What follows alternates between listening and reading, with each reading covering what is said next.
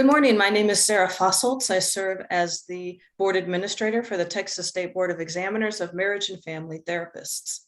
I'd like to start with a roll call. Chair Merchant. Present. Dr. Barty. Present. Dr. Elder. Present. Mr. Francis. Pleasantly present. Thank you. Mrs. Husband Thompson expressed that she could not attend today. Mr. Parrish. Present. Reverend Dr. Skoma. Present. Ms. Smith. Present. Chaplain Stoglin. Here. Thank you. Chair Merchant, I'll turn the meeting over to you. Thank you, Sarah. Okay, so this meeting is officially called to order. Agenda item number 1 is the approval of the minutes. Has everybody had a chance to read the minutes? Okay, is there a motion to accept the minutes? Madam Chair, I move pending any changes that we accept the minutes. Okay, is there any, do I have a second? Second. Okay, is there any discussion? Okay, all those in favor of accepting the minutes, please raise your hand. Okay, that, Janine, did you vote? Okay, yes. Okay, then that is unanimous and the minutes pass. Okay, let's move on to agenda item number 3, board review and possible action regarding appeals of application for licensure denials. There are none of those, so we will move past agenda item number 3. Agenda item number 4, board review and possible action regarding agreed orders. There were none of those as well. Agenda item number 5, board review and possible action regarding contested cases. There were also none of those. So that takes care of items 3, 4, and 5. Number 6, report of agreed orders executed by the council's executive director. We had 2 of those this time, one for practice without a license, and another for writing letters for emotional support animals without a full assessment. Is there any discussion from the board members regarding this? Okay, then remind me, do we need a motion to accept or do we just move on? We can just move on. Oh, wait, Patrick. Move on, okay. Agenda item number, what are we on, 7? Report of cases dismissed by the council's executive director. I will say that I think the majority of these cases were also reviewed by the ethics committee, which Reverend Dr. Skoma will talk about probably on his report. So at this point in time, are there any questions from the board about number 7? Okay, then moving on to number 8. The status report of the quarterly enforcement activities. I would just like to say that I loved seeing that MFT is down to only 43 open cases and that none of them are a priority 1, 2, or 3. I think that this is a testament just to the hard work of our investigators, our attorneys, our staff. And so I am greatly pleased with that number. Is there any comment or discussion from the board regarding this item? I had a quick question on the part that says number of new complaints received. It seems like that number's quite a bit higher than what the previous quarters were. I'm curious if there's anything, like if we're seeing any trends in violations and if there's anything we can do to educate so we're actually being proactive in preventing ethical violations. If there's anything that we could do to keep that number lower.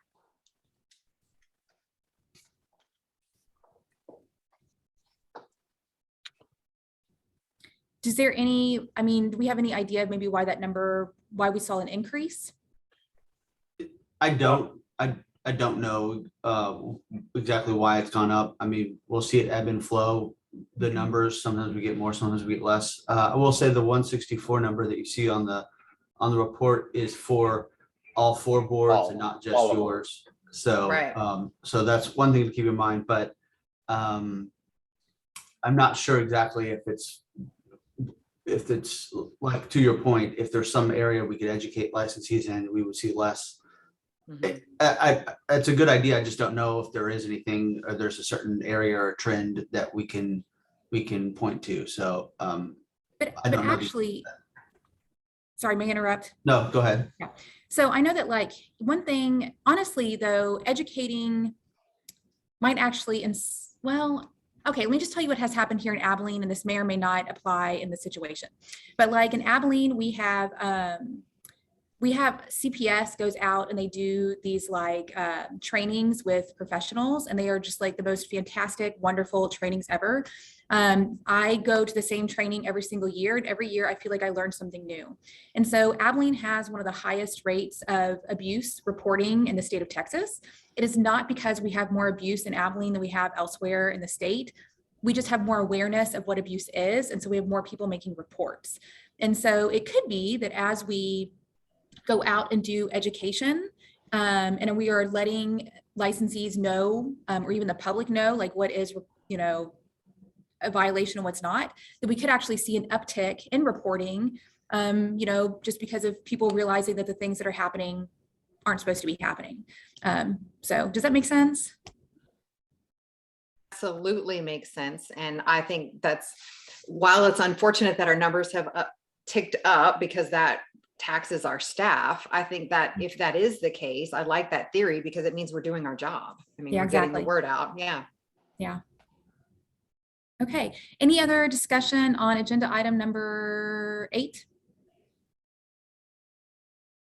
Okay, then let's move on to agenda item number 9, report of compliance with agreed orders. I did have a couple of questions about this. So I'm curious about number 1 on the list. It looks like they were due over a year ago. So I'm just wondering, like, what's happening with number 1? Since that's a confidential report, I was instructed that, and if a new complaint is opened, that's confidential. I Okay. was instructed that I could not include information beyond that, that particular action on the report. So Okay. I'm sorry, it leaves the impression as if staff has just dropped the ball, but I can tell you maybe that staff has taken action. Okay. That's all. That was my main thing, is I just wanted to know, like, if there was some sort of follow-up or something happening with number 1. And I had the same question when you look at 3 and 5. when you look at 5, because it doesn't say that the quarterly reports are being submitted from the required supervision. And so if I trust what you're saying, that staff will monitor that appropriately.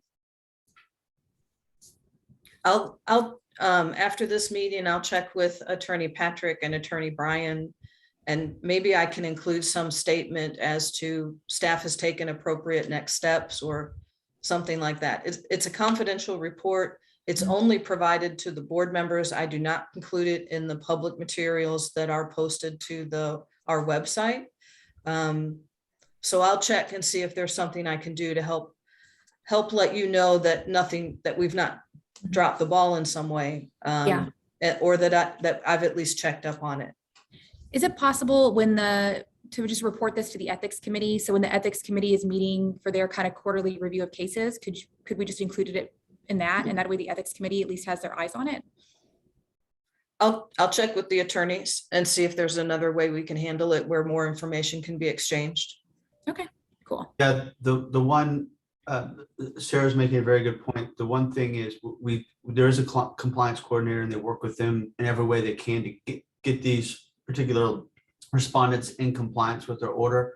But if they ever violate the order, then what we will have to do is open up a second complaint for failure to comply. And then that'll have to go through the whole complaint process. And obviously we wouldn't want to present the complaint to all of you guys before it's adjudicated, so you're not all conflicted out.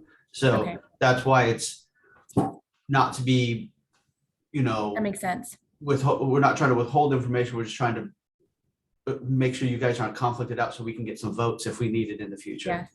Well, and honestly, when y'all say we're handling it, I trust y'all. If y'all say y'all are handling it, then I believe that y'all are handling it. So, okay. Any other comments about agenda item number 9? Okay, then let's move on to agenda item number 10, and we will start with 10A, which is a report from the Ethics Committee Chair, Reverend Dr. Scoma.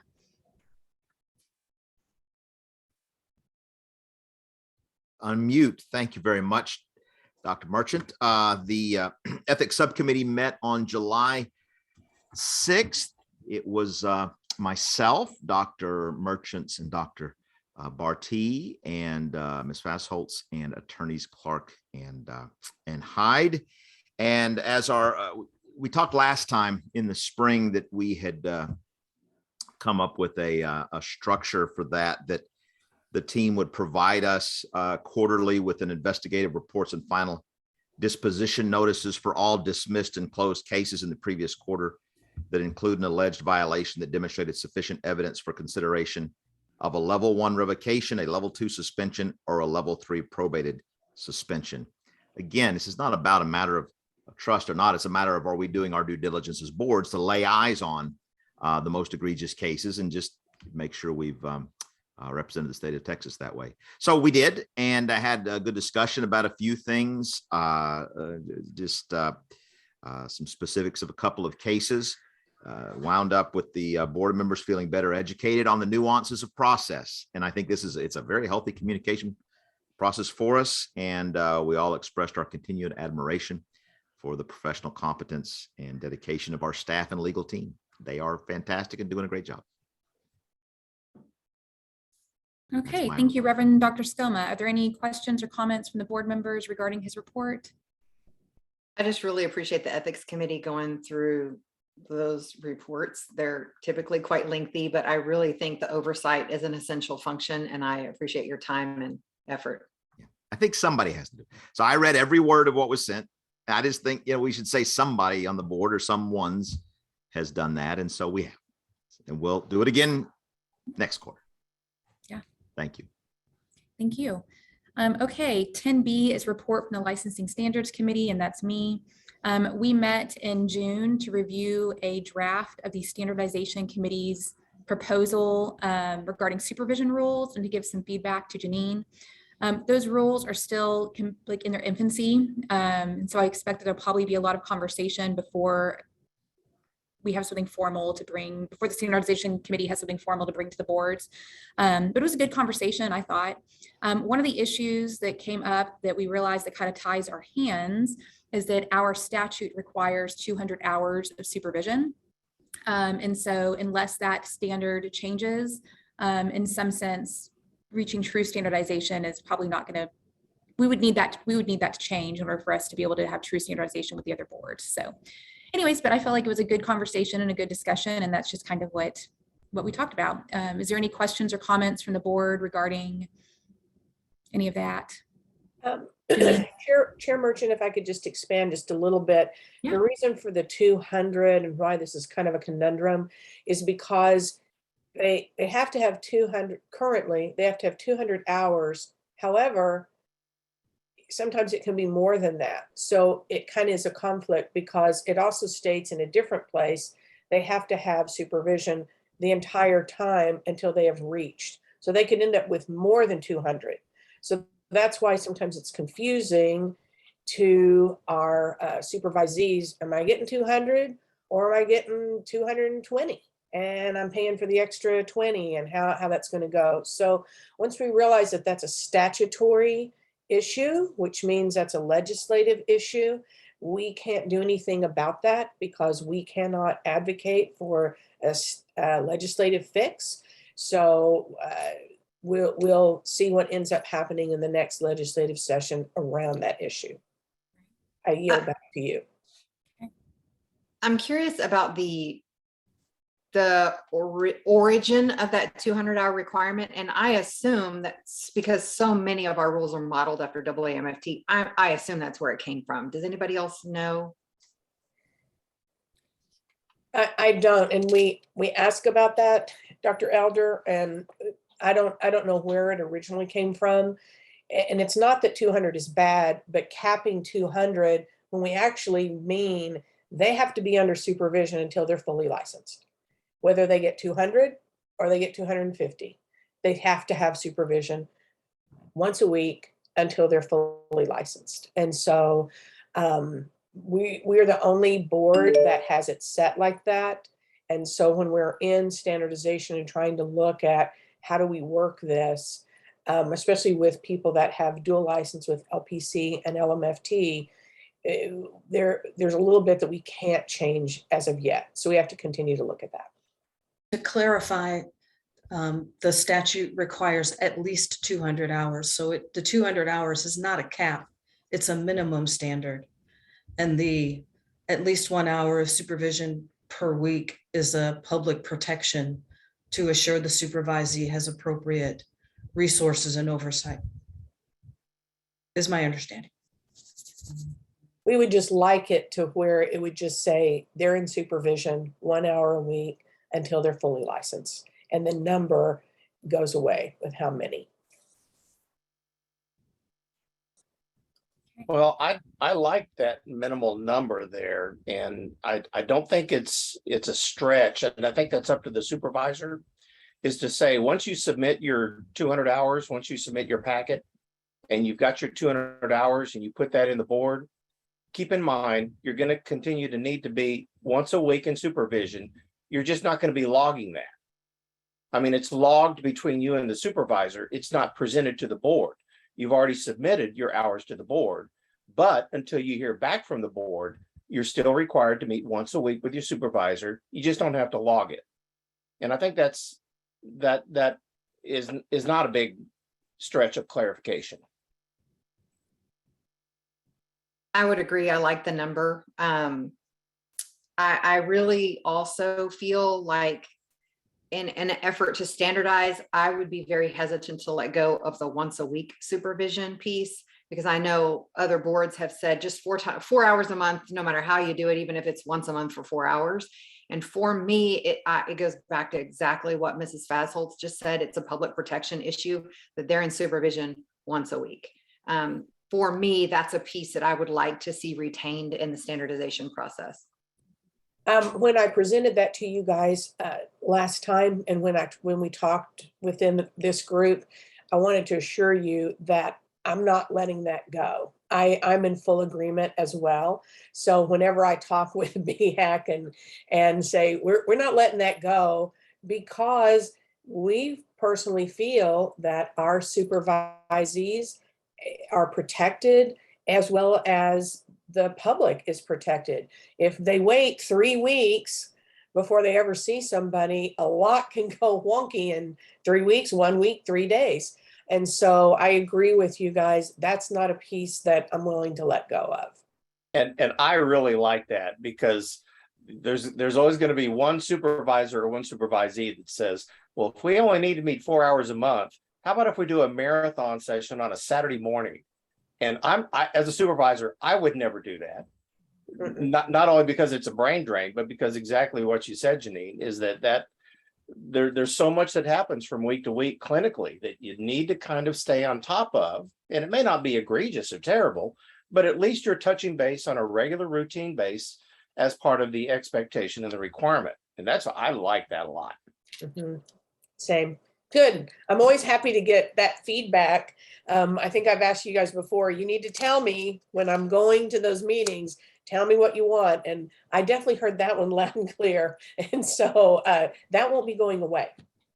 Well, thank you for representing us. And, when it goes back to the 200 hours, in my experience, and I don't know if this jives with your experience as well, but the 200-hour requirement, typically at least part, if not half of that, is met during grad school. So they have 100 to get when they get out, which if you divide 100 by 52 and factor in a couple of weeks off here and there, where they're not seeing clients for vacation or whatever, that comes out to about our 2-year requirement. So I don't think it's an unreasonable requirement.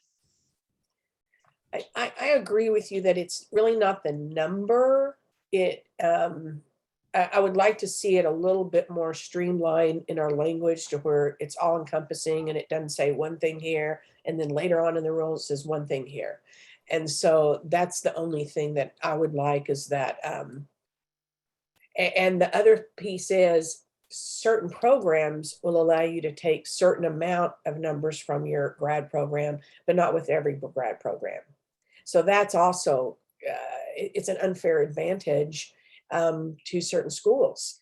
And so now I personally kind of have an issue with that. I would like it to where, anyway, we can continue to talk about that. Because I think that when we get into the weeds of it, I think we have the ability to have some simplification, which would be easier on licensees to understand. Well, unless the statute changes, that rule about the being able to bring in hours from your master's program is going to go away in a couple of years anyways. So really, we need the legislature. I mean, again, unless the statute changes, nobody's going to be able to bring in hours from their graduate program after our next rule revision. So anyways. Yeah, we need a couple of statutory changes. We do. And so I guess, again, because I love the idea of us being able to do, I also am in favor of keeping the requirement of 1 hour of supervision every single week. For me, the number of hours is it's just less important to me that there be a minimum. I would rather just want to make sure that they are in supervision every single week. But that's just my opinion. And hopefully one day we'll get to have a change in our statute, perhaps, where we can have a conversation about what we want that really to look like. But anyways, we'll see. Okay, any other further discussion about this issue? Okay, then let's move on to 10C, which is a report from the Outreach Committee, which is also me. We have not met. Outreach Committee, we need to meet. Do y'all mind just breaking out your calendars and let's maybe get something scheduled?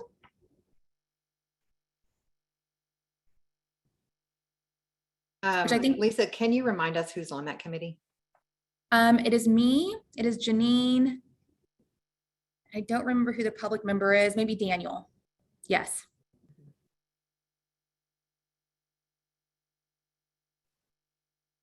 So Chair Merchant, are you looking at August, September? Which month would you like to look at first? Let's look at September. My August is pretty busy.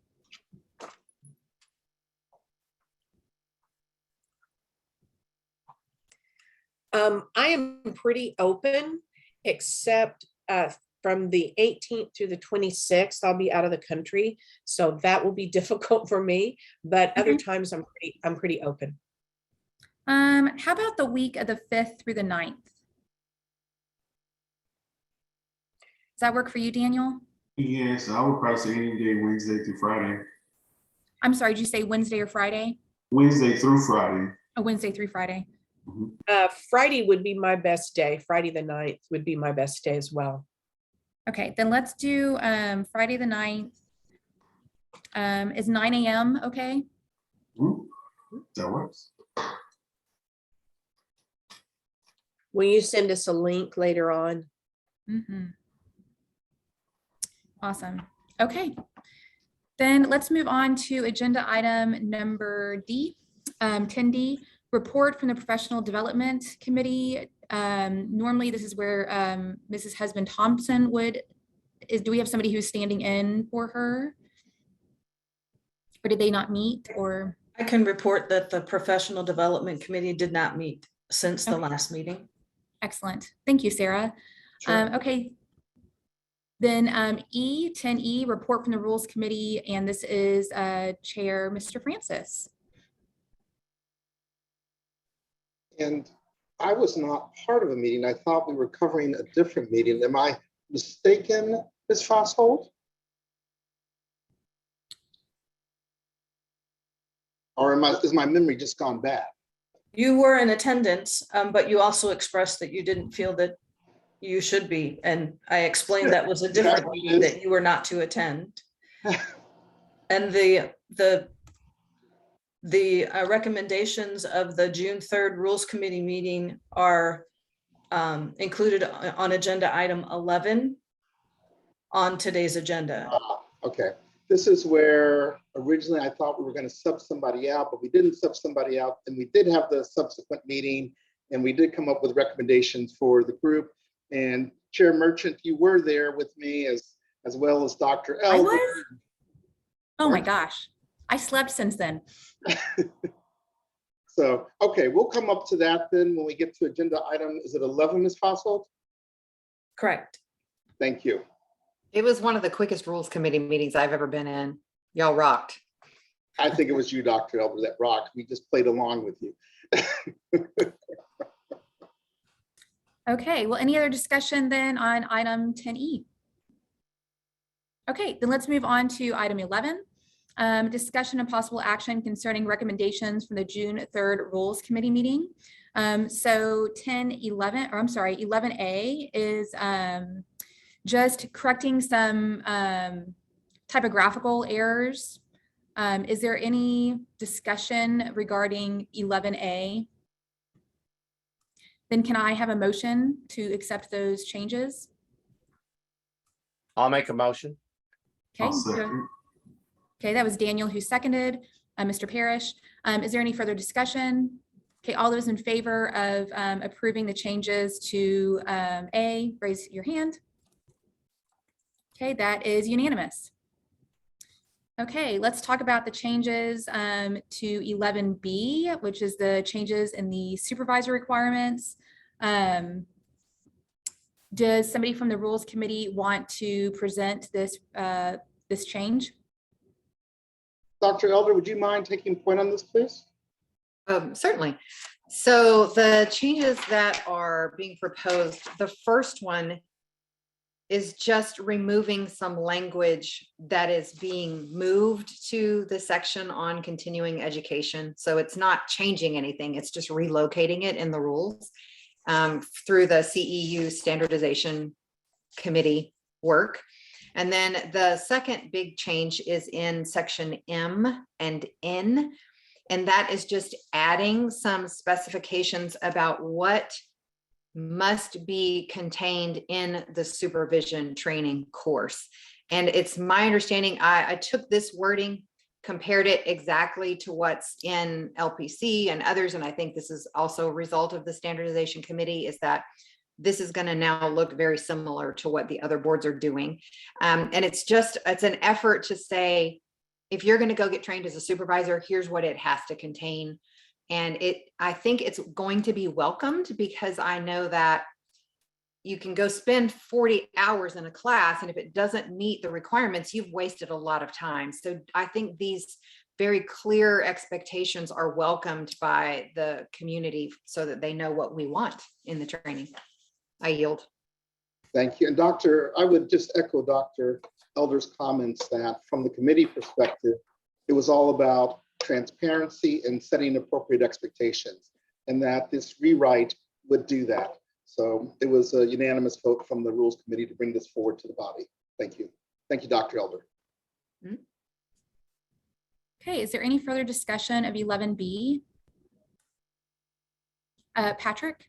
Can I just add one comment? Subsection H, the deletion there, that's going to be on agenda item 12C, where we're proposing to adopt that change. I just want to make sure what we're really doing in this one is just proposing M and N below. So Dr. Earl is correct. We are making, there's a lot of moving parts in this rule. I just want to make sure that that was clear. One's being proposed, this part's being proposed, the other part will be adopted, I guess. Okay. Then is there a motion to adopt the changes in M and N? I so move that.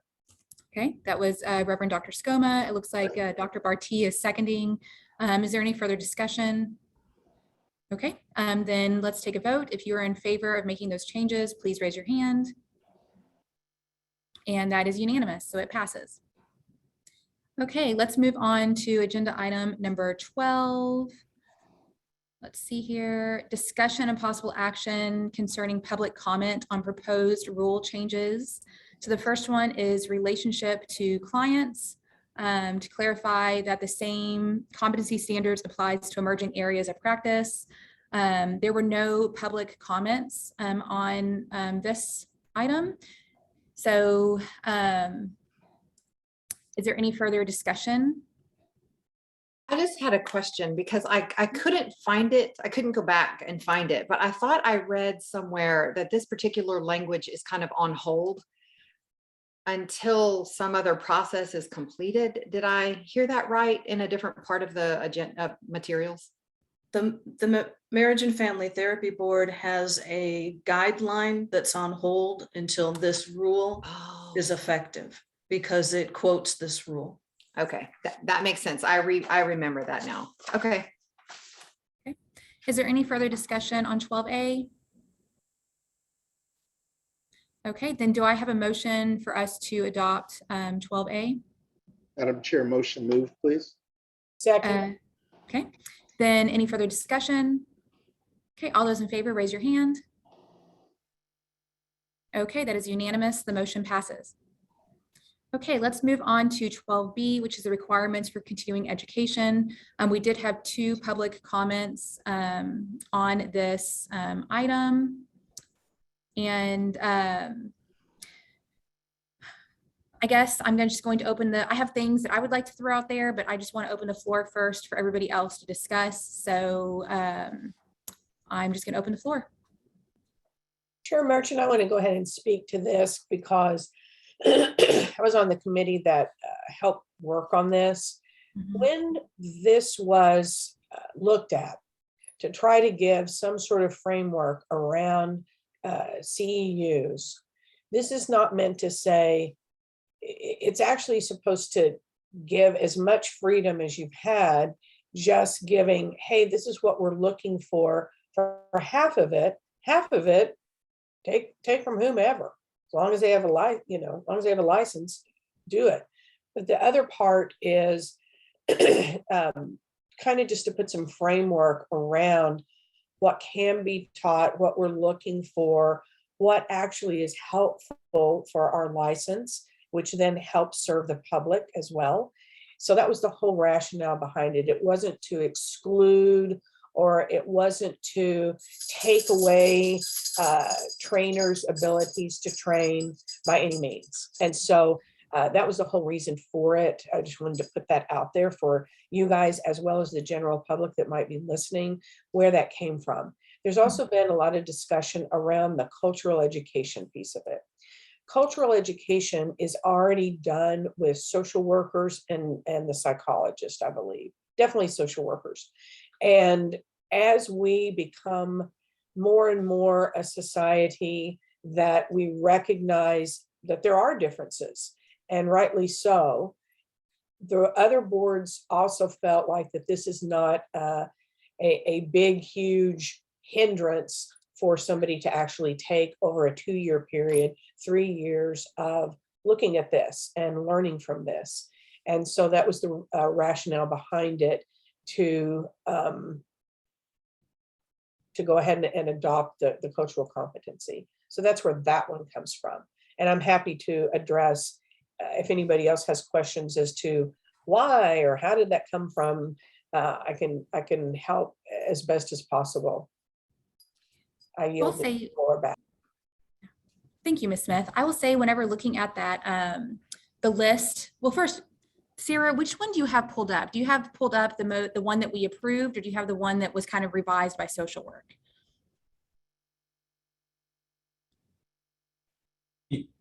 Sarah, You were you're muted. I have the one that was revised by staff, and part, I believe, and Attorney Patrick can explain better, but I believe part of that was due to the public comment that we were receiving with so much confusion about what does self-study mean. Right.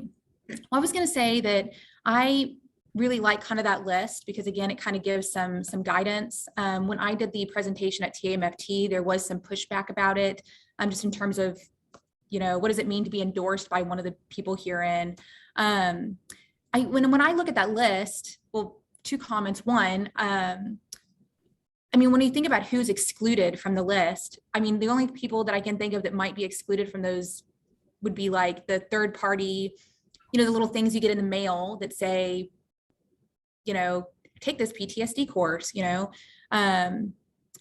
I don't know. What is excluded? Is there anything else that would be excluded from the list besides for like? Hardly anything is excluded, because even the things from different providers, if it falls underneath it, we included a national presence as well. So that would actually be a national presence by, and I don't want to name them, but we all know who they are. Yeah. Well, it would include trying to make it as broad as possible. Yeah. And it would include things like for example, I did a IMDRIA training. I did EMDR training, and IMDRIA is a national association. So that would fall under here, right? But Oh, Jody. I guess I'm confused. I need clarification because I think what I'm perceiving as being kind of excluded from that just 50%, which I don't have a problem with. I don't think it's unreasonable to say half your hours have to come from some kind of peer reviewed source. But I think that part of what I'm perceiving is that if I, Jody Elder in private practice, want to put on a training and I advertise it and I get people to come and I don't have the endorsement of my training of any organization, it's just me, then that's part of the excluded piece. And maybe that's what I'm hearing people.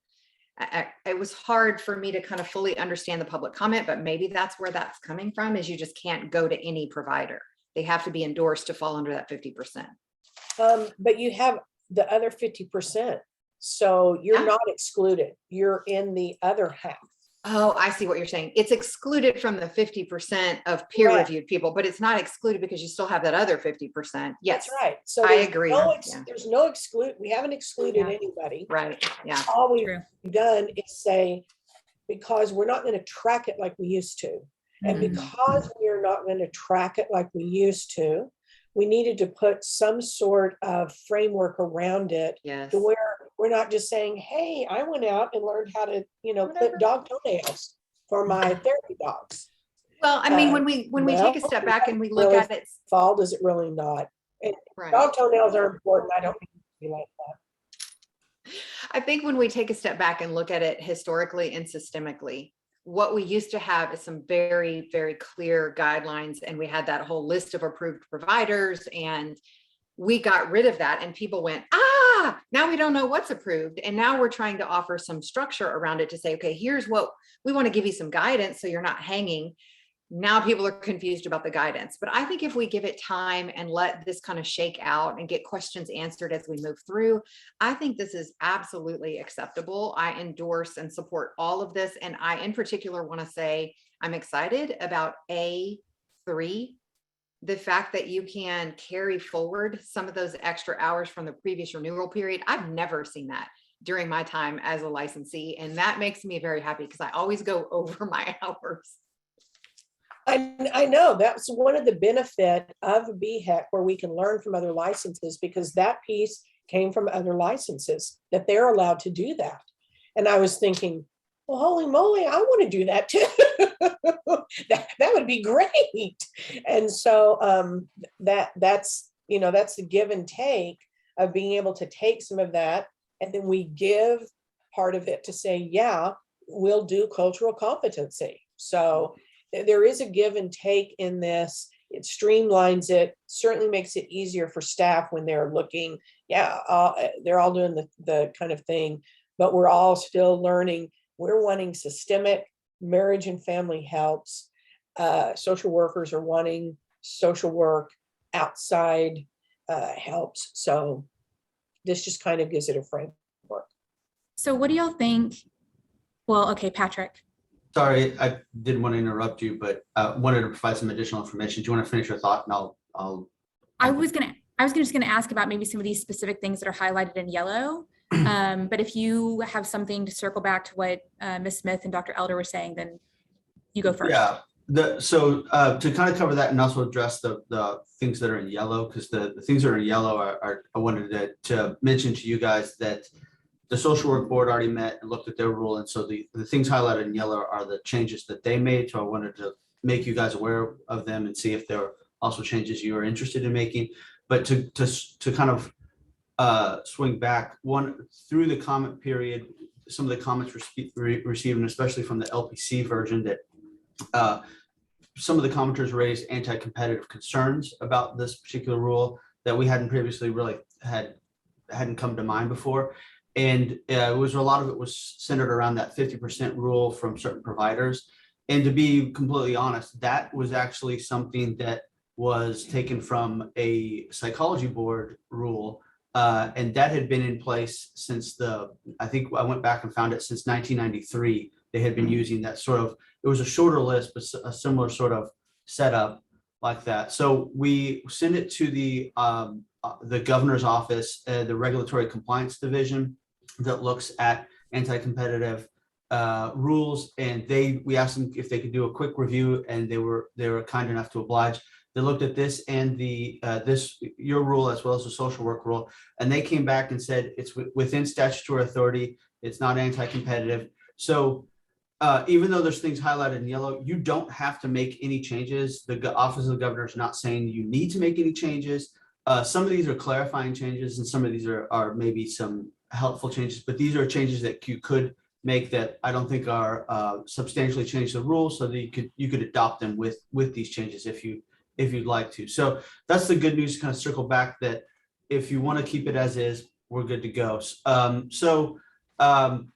Thank you, Sarah, for having this up. So one of the comments or some of the issues like on H, that is, I think, good clarifying language that just basically says notwithstanding subsection F, essentially saying F is the one that says the 50% rule, and that really doesn't apply to H. So taking the jurisprudence exam is not something that's going to fall under H. Doing these sort of activities, I think that's good clarifying language. That's something the social worker board did, and so I would recommend adding that. I think that adds clarity to the rule. Patrick, I don't understand how does that change? How does that particular wording change the meaning?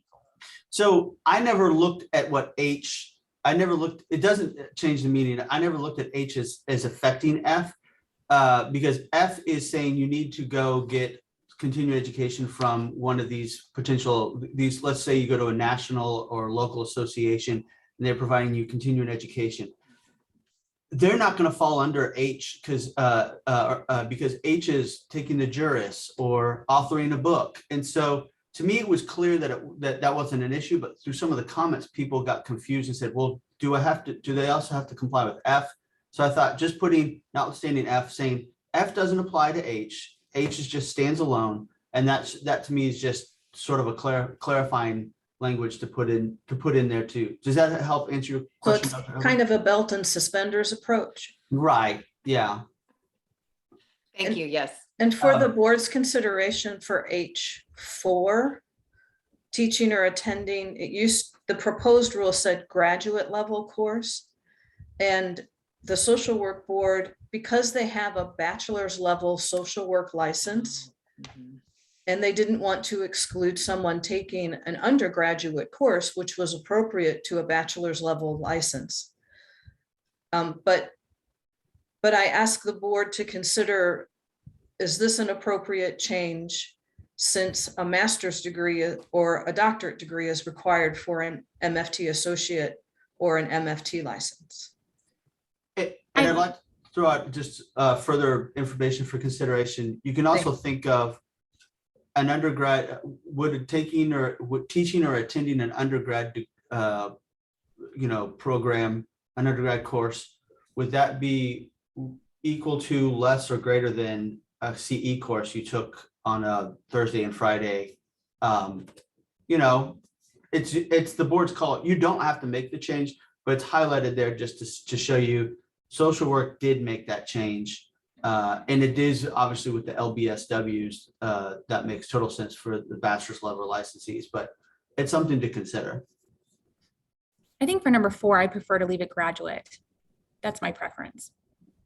I would agree to that as well. And that's why I like that they have highlighted each one of these.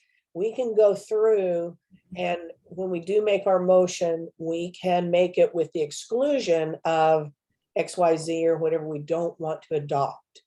We can adopt it with exclusions, if that makes sense. So Right. as we continue to keep going through, I think it's important to kind of talk about each highlighted yellow, so that when we are making our motion to adopt these things, we know exactly what we'd like to do. Right. Is there any other further discussion about graduate? Is there anybody who would prefer it be? I did have a question on that. Well, Yeah. and back to that. So I do want to say, if you're saying you go back to your old institution, you're able to audit courses, as I am at the seminary, I can audit things. And say you audit an undergraduate course in another discipline of counseling field. We really want to say that would not be, I'm kind of with Attorney Hyde on that. You're going to get some substantial information even from that undergraduate course. But when you're talking about that, Dr. Skoma, Uh-huh. just the thought that you said a seminary, that's already a graduate level thing. You're Yeah, not. but that's true saying seminary, but I don't know if that would apply in Yeah. other institutions. So And that was my second follow-up course. Is seminary automatically included in this definition? Does staff understand that as an inclusion, graduate level seminary work? that would be university or college level. Just making The sure. graduate. I'm not dying on that hill. I'm just throwing out, you know, if that's what the professional members want, I'm happy with it. So it sounds like we are all in favor of keeping it as graduate. Is that correct? I'm in favor of going with that, but I am very comfortable with it being undergraduate. I think Attorney Hyde's comment carries some significant weight with me. Is that if you're teaching an undergraduate class, I think that can weigh. If you're attending an undergraduate class, specifically to get some specific knowledge or training or something like that, I think that can almost equate with taking a CE class, workshop, seminar, webinar, which is not necessarily that level of academic rigor, and to limit it to just graduate level for information, for accessing and acquiring, you know, a skill or insights or something along those lines at that undergraduate level. I'm more fine with that. I'm more fine with that. And I would concur that I'm more fine with it saying university or college level, because we also have the stipulation in this section that any CE must be pertinent to the practice of marriage and family therapy. So it's not like they can take an undergraduate course in basket weaving and count it. It has to be connected to the work that they're doing. And there's also the limit of only 5 hours. So I don't Janine, know. Okay. I'm curious, Janine, you look a little hesitant there. I'd love to hear your perspective. Obviously, when we vote, I will yield to the majority, of course. I would still keep it graduate. I think that as we look for standardization across the disciplines, we also still have to be aware that each discipline does have some uniqueness. And this is one of those areas that social work has a uniqueness because they have a bachelor. We do not. LPC does not. Clearly, psychology does not. And so I can understand why they wanted to do this. I don't think it's as pertinent with us. So I would probably still keep graduate and take out university or college. I don't think it's, you know, that big of a deal, but I would probably yield to the way it was originally written and not the social work change. But that's just my opinion. Do we want to consider any difference between the teaching and attending part? Because I think if one of our associates is teaching an undergraduate course. No, you know, I think that's a great point, Dr. Skoma, but once you start to really look at, okay, teaching or attending, then we go back up to number 3. Well, if I author a book, that's way more than 5 hours than if it's a peer-reviewed article. We just kind of had to take the bare minimums. So I think when you start going into that, you're changing the entire essence of number 4. But that's once again, my opinion. Would that be possibly something that would be a staff decision if somebody says, hey, I taught this class, and or would your hands be tied to it? Sarah. So if I were a staff looking at this, yep. I don't see any flexibility on granting more or fewer hours for someone who's teaching versus someone who's attending, or granting hours if the language upon adoption said teaching or attending graduate level. As a staff member, I don't see that I would have flexibility to award the teaching of a class that's a bachelor level or undergraduate level. I mean, it's probably a very small handful of people that would be dealing with that. So I would imagine that people who take advantage of this the most are just going to be university professors and PhD students, you know, who have a master's and are licensed and are working on their hours while working on their PhD. but they wouldn't be able to get credit for that if they were teaching an undergrad. A PhD student. No, well, but they're taking courses. taking, You know what I mean? right? We're on the taking. Yeah, some of Yeah. the teaching. That's fine.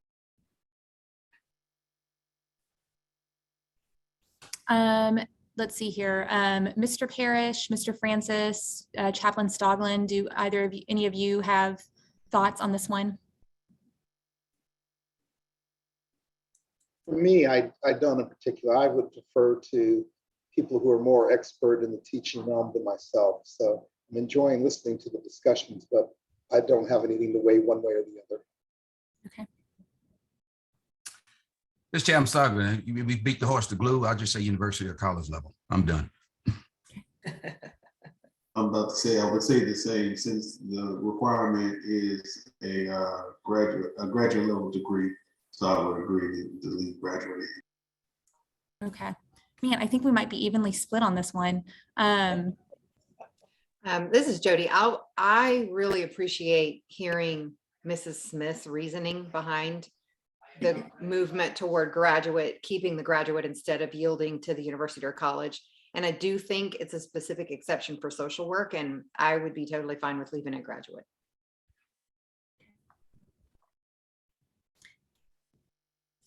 Okay, then let's see here. Do we want to take a vote on this? Just kind of like a straw vote, not like a, but just so I can see where everybody is. Patrick? I was gonna say, what, can we go through the rest of the comments and then kind of come back to it, take it as one final vote, or do you want to take a final vote on this right now? I was thinking not a final vote, but just I just want to kind of see where everybody's at, to see if we are in consensus about what we're doing here, or, so not like a motion vote, but like a. You I just don't want to know. get a read the room for number 4, correct? Kind of, Yes, where do I you wanna read- stand? Yes, I want to read the Not room. for number binding, 4. just where, yeah, who wants graduate, who wants undergraduate, right? Madam Yes. Chair, you can just ask that question of the body and ask for a show of hands. You don't need a motion for that. You can Okay, just- yeah, no, yeah. But Sarah, can you take it off of share my screen so that way I can see everybody's face all at once? I'm sorry. That's fine. Okay. Okay, so let me just do a straw vote of who is in favor of leaving it graduate.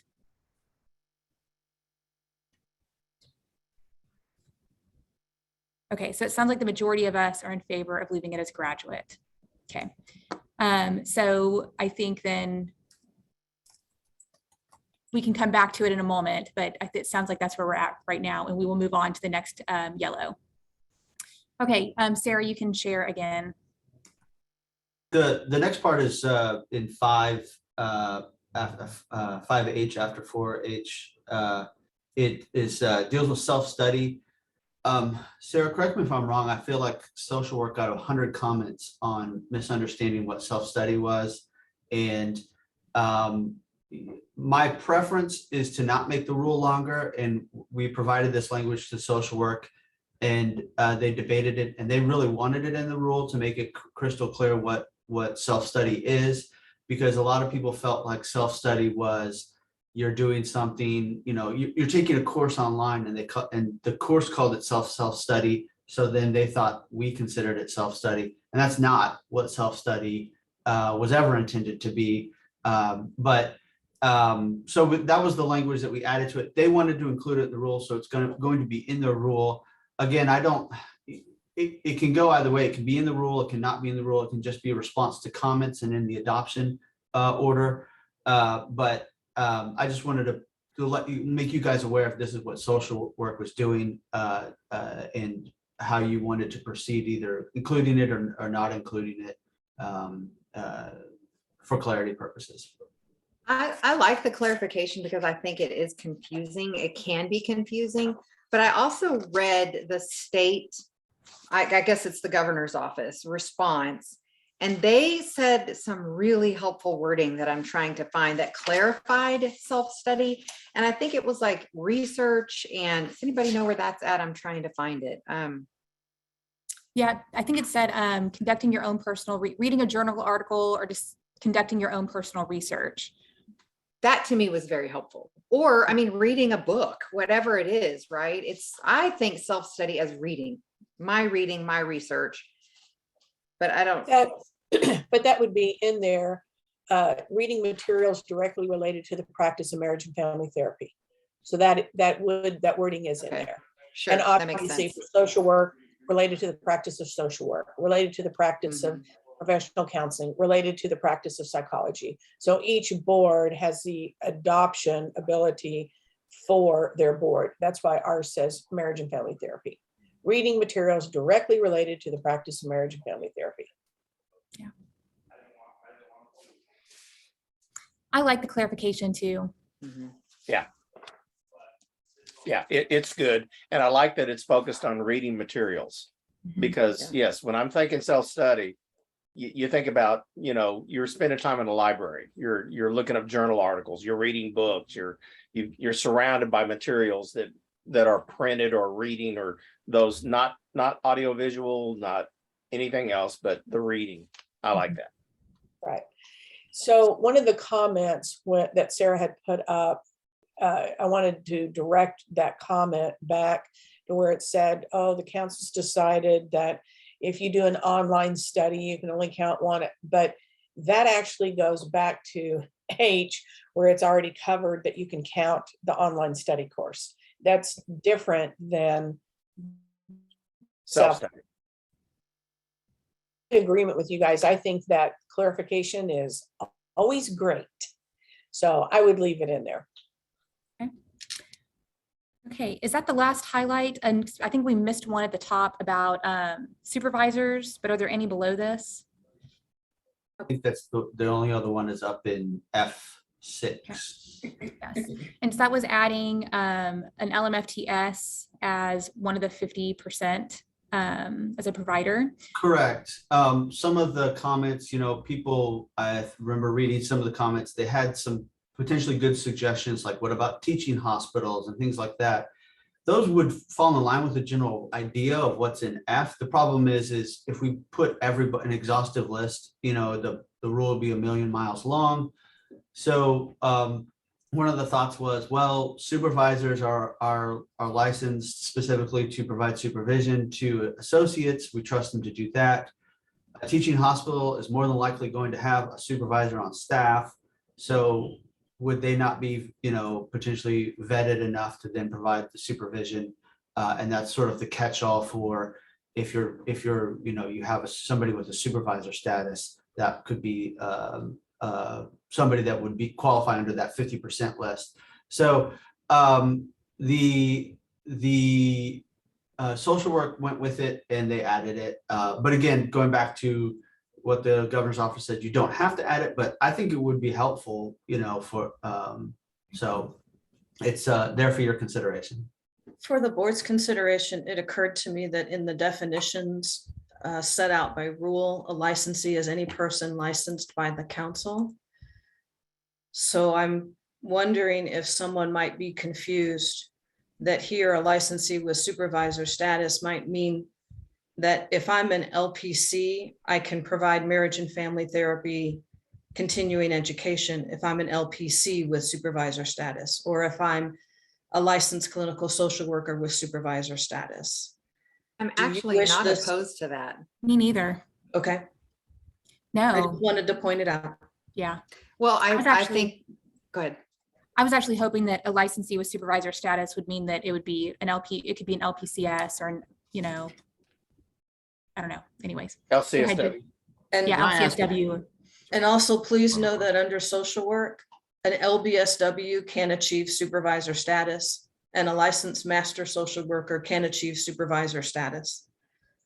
They have limited scope, but I just wanted to bring that to your attention, that it appears that you could interpret this, again, that any licensee issued a license by the council with supervisor status. I'd like to ask a point of clarification from the public member ignorance area. Now, some of this earlier, Dr. Elder, do you have supervisory status? As an LPC, but not an LMFT. Okay, so what we're talking now, actually, then you would be qualified to do that. If we're saying from any supervisory status with any board, because I was thinking, obviously you would be in the spirit of this, we would want people to take a class you offered, but if that wasn't available because you weren't supervisory, because you're academic, but then I thought you would probably be covered under 4, right? You'd be able to offer something under the accreditation of your institution. Would that be correct? No, the only thing I can offer under the accreditation of my institution is the courses I'm assigned to teach. I can't offer like a CE opportunity for other professionals, Okay. only the, master's level grad students. And that would be because your institution doesn't allow for that? Correct. Yeah, okay. So that's why I was just thinking, somebody like Dr. Elder would be in the spirit of F's, we would say absolutely that should be part of that 50%. Does she not fall into any of these? But maybe I would not, unless that 6 is included, I would not fall under any of these, except for when I, submit a program proposal for presenting at TCA and they vet me and I'm approved.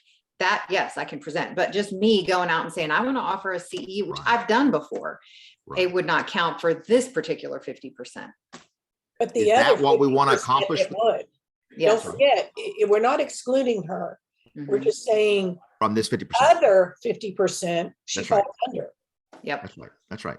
She's not So that's excluded. the but She's piece- not. That's the piece to remember, that all of these definitions are not equaling 100% of your hours have That's to right. come from this. It's just 50% need to come from this framework. The other 50% different. And I really like the way that the governor's office explained it. And maybe we could include some of that in our response to the public comment, is that it's in the spirit of ensuring quality provision of CEs by saying at least half of it has to be vetted through some type of other eyes on it other than your own. And I think that is a completely valid way to do it. And I don't think that it impedes the market by saying this 50% has to come from that. I yield, Dr. Barti, I see your hand. Yeah, just real quickly, Ms. Fossos, were you implying that there are some supervisors who are bachelor's degree only? Yes, under the social work rules, a person with a licensed bachelor social worker license can achieve supervisor status, and they have limited authority to supervise a bachelor social worker in pursuit of an independent practice, a non-clinical independent practice recognition. So I just wanted you to be aware of how wide the door might be open. Right, and I'm as long wondering, as you are good with that. well, I'm wondering, could we close the door just a little bit by adding a licensee with a master's degree and supervisor status? Do we want to have an educational limit or minimal? Dr. Barti, I agree with that. This happens to be one of those exclusionary kind of flavor things that is specific just for social work, that is not specific to us. So I think that makes perfect sense to add in one word to that, a master's level, a graduate master's level licensee with supervisor status. I would prefer that to be in there. I'd feel more comfortable with that. I wasn't fully aware of supervisors for social worker and what they do, but I like the minimal master's degree. Mr. Francis? Is there ever a time when someone's experience would be or equate to a master's degree? I don't know that staff has any provision that allows them to equate experience to replace or be in lieu of academic achievement. There may be some language under military experience, but I believe that's to look at their job experience to equate to or be substantially equivalent to supervised experience, rather than crossing an academic requirement with an experience requirement. Did I answer your question? Can we hear from Mr. Spear and then from Mrs. Smith? Thanks. Just a quick note, there are all of 10 LBSW supervisors in the state. So keep that Well, in mind. let's put a stop to it. No. Whoa, Yeah. So that's floodgate, right? yeah, That's there's only 10 of them out there. okay. I yield. Ms. Smith? Thank you, Mr. Spear, for clarifying that. George, I think that what your question is, also those people that might have experience driven, but might not have a master's, they would fall under an upper, where it says a government, state, city entity. So the reason why we did that is because the psychologists, they have multiple lawyers that are also psychologists. And so sometimes the lawyer side wants to be able to give a CEU on family dynamics when they go through divorce or something like that. And so that's why we broadened that out to include those, pretty much all kinds of offices. So I don't think that we're excluding somebody that has a lot of institutional knowledge and a lot of knowledge. We're just clarifying, here's another level, here's another level, here's another, they're not, you have to have all of them. It's just anything that falls in that. Does that make sense? Very much. It does. So are we still in favor of adding a licensee with a master's degree and supervisor status? I saw somebody's hand raised, but I didn't see who it was. Oh, Dr. Barty. No, I'd like to insert that and add that limiter. Okay. Should guess we with just that- say graduate level degree? That's a little cleaner because graduate level means master's and doctorate. I thought we were going to say a master's level licensee with supervisor status. With at least a master's. Graduate. Correct. with at least- I think a master's graduate level degree is cleaner. licensee. Okay. With a With graduate supervisor degree and status. supervisor status. Attorney Hyde, do you have any weigh in on the actual wordsmithing?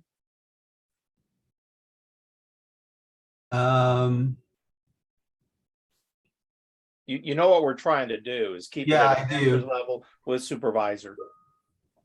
Um,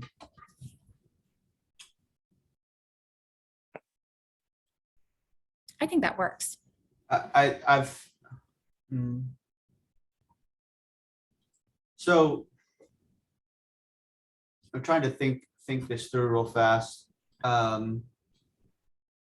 Because the way it's written, you could still have an LBSW supervisor that happens to have a graduate degree in something else that's so I guess which I don't think is getting to your what you're looking for.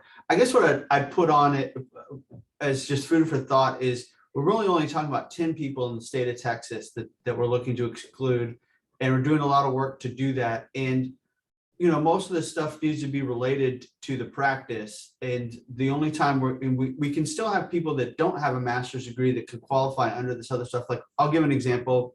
I went to a continuing legal education, like a CLE, and sometimes they'll have IT professionals give, stuff about cybersecurity to make sure people aren't, violating confidentiality. And so, they could still qualify under other parts of the rule, but they don't necessarily have to have a master's degree. So I kind of feel like it's a little bit of a solution in search of a problem. I don't know that I'm not that worried about there being those 10 people then going out and providing tons of education that are going to misinform our licensees. But if you want to kind of wordsmith it, if you really want to do it that way, maybe can we take like a 5-10 minute break and we can I can try to put my head together and do it. I don't know what the will of the board is on that, but because it's hard to think about the unintended consequence of it right now, I guess. And that's fair.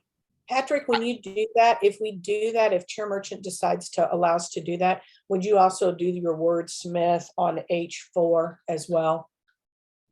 So that way we could maybe just vote.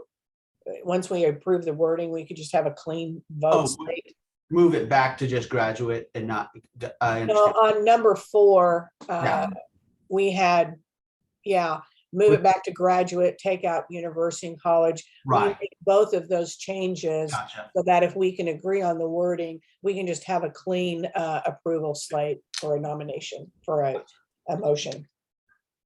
I think we all understand that a person without a supervisory status or graduate degree absolutely could fit under other categories.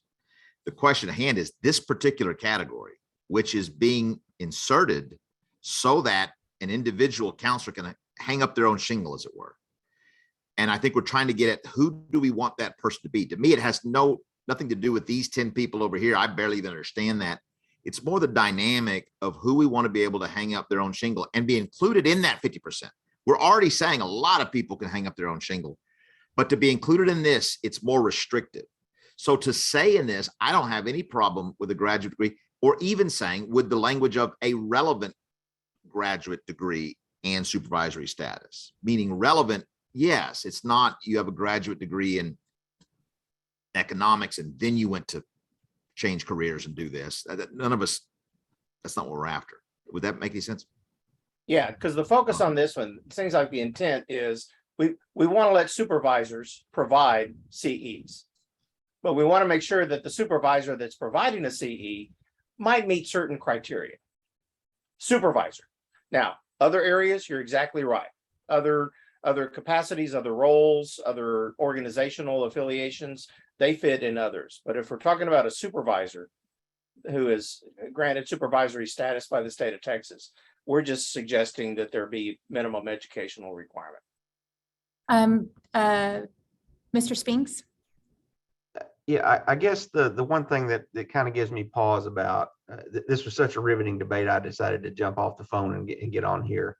The one thing that gives me pause about this is we're moving away from the standardization. The whole point of kind of going down this route is so that we could get you guys more in alignment. And I feel like we're kind of starting to venture off into our own little cadre over here. So I'm a little worried about that, but because it's always a slippery slope. But I don't think that saying graduate level supervisor, I don't think it gets you what you think it does. I think y'all are worried about a bachelor's level person, being able to teach continuing education related to marriage and family therapy.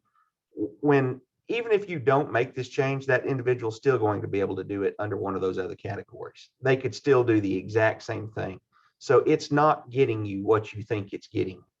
And by doing this, you move us away from that standardization. And so I'm like, why are we doing this? Because you're not getting the juice for the squeeze that you think you are. So I would just kind of keep that in mind when you're making your decision.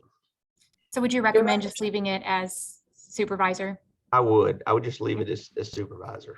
I Ms. mean, Smith? Because that's the language of the other boards. Is that Yeah. clear that that's what they have? Yeah. Ms. Smith? Director Spinks, normally I'm always lockstep in what you're thinking. And I agree on this one particular thing that you are correct. We're kind of making a mountain out of a molehill here. However, I disagree in changing our language back on the H4. And you are correct, it does deviate from the standardization. However, they deviated in the first place to encompass their own particular license of social work. So, and sometimes I want our board to understand we still get to deviate. There's standardization, and then there is still the flavor of our individual boards. I just wanted to put that out there. Thank you, and I yield the floor. So I just want to take kind of I guess like a straw vote of just I just want to know how we're all feeling about this. How many of y'all are in favor of specifying a relevant graduate degree? Before you do that, Oh, yeah. Madam Chair, Mhm. because I don't like talking a lot, but I think based on the point of Attorney Hyde said, he talked about the IT person to his seminar. It had to be sponsored by his organization. Mhm. So that vets the person or the company or the idea. because it's part of that, in his case, COE. In our case, and Dr. Barty, I know where you're going and I concur. But if they are teaching a course, they have to come to this board or staff or both and say, I want to teach this course. So the board would have to vote on vetting that. We're doing away with that. That's done away with. So we're person- not doing that. Company organization.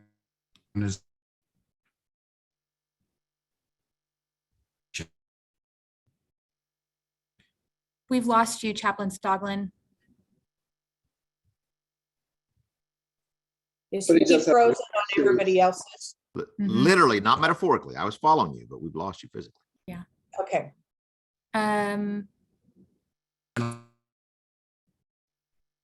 Should we? You might Ms. try Bassel? turning off your video for just a moment and then turning your video back on. Chaplain Stoglin? I really want to do a screen capture of how he's frozen though, right there. We could use that greatly in I mean ISC. that.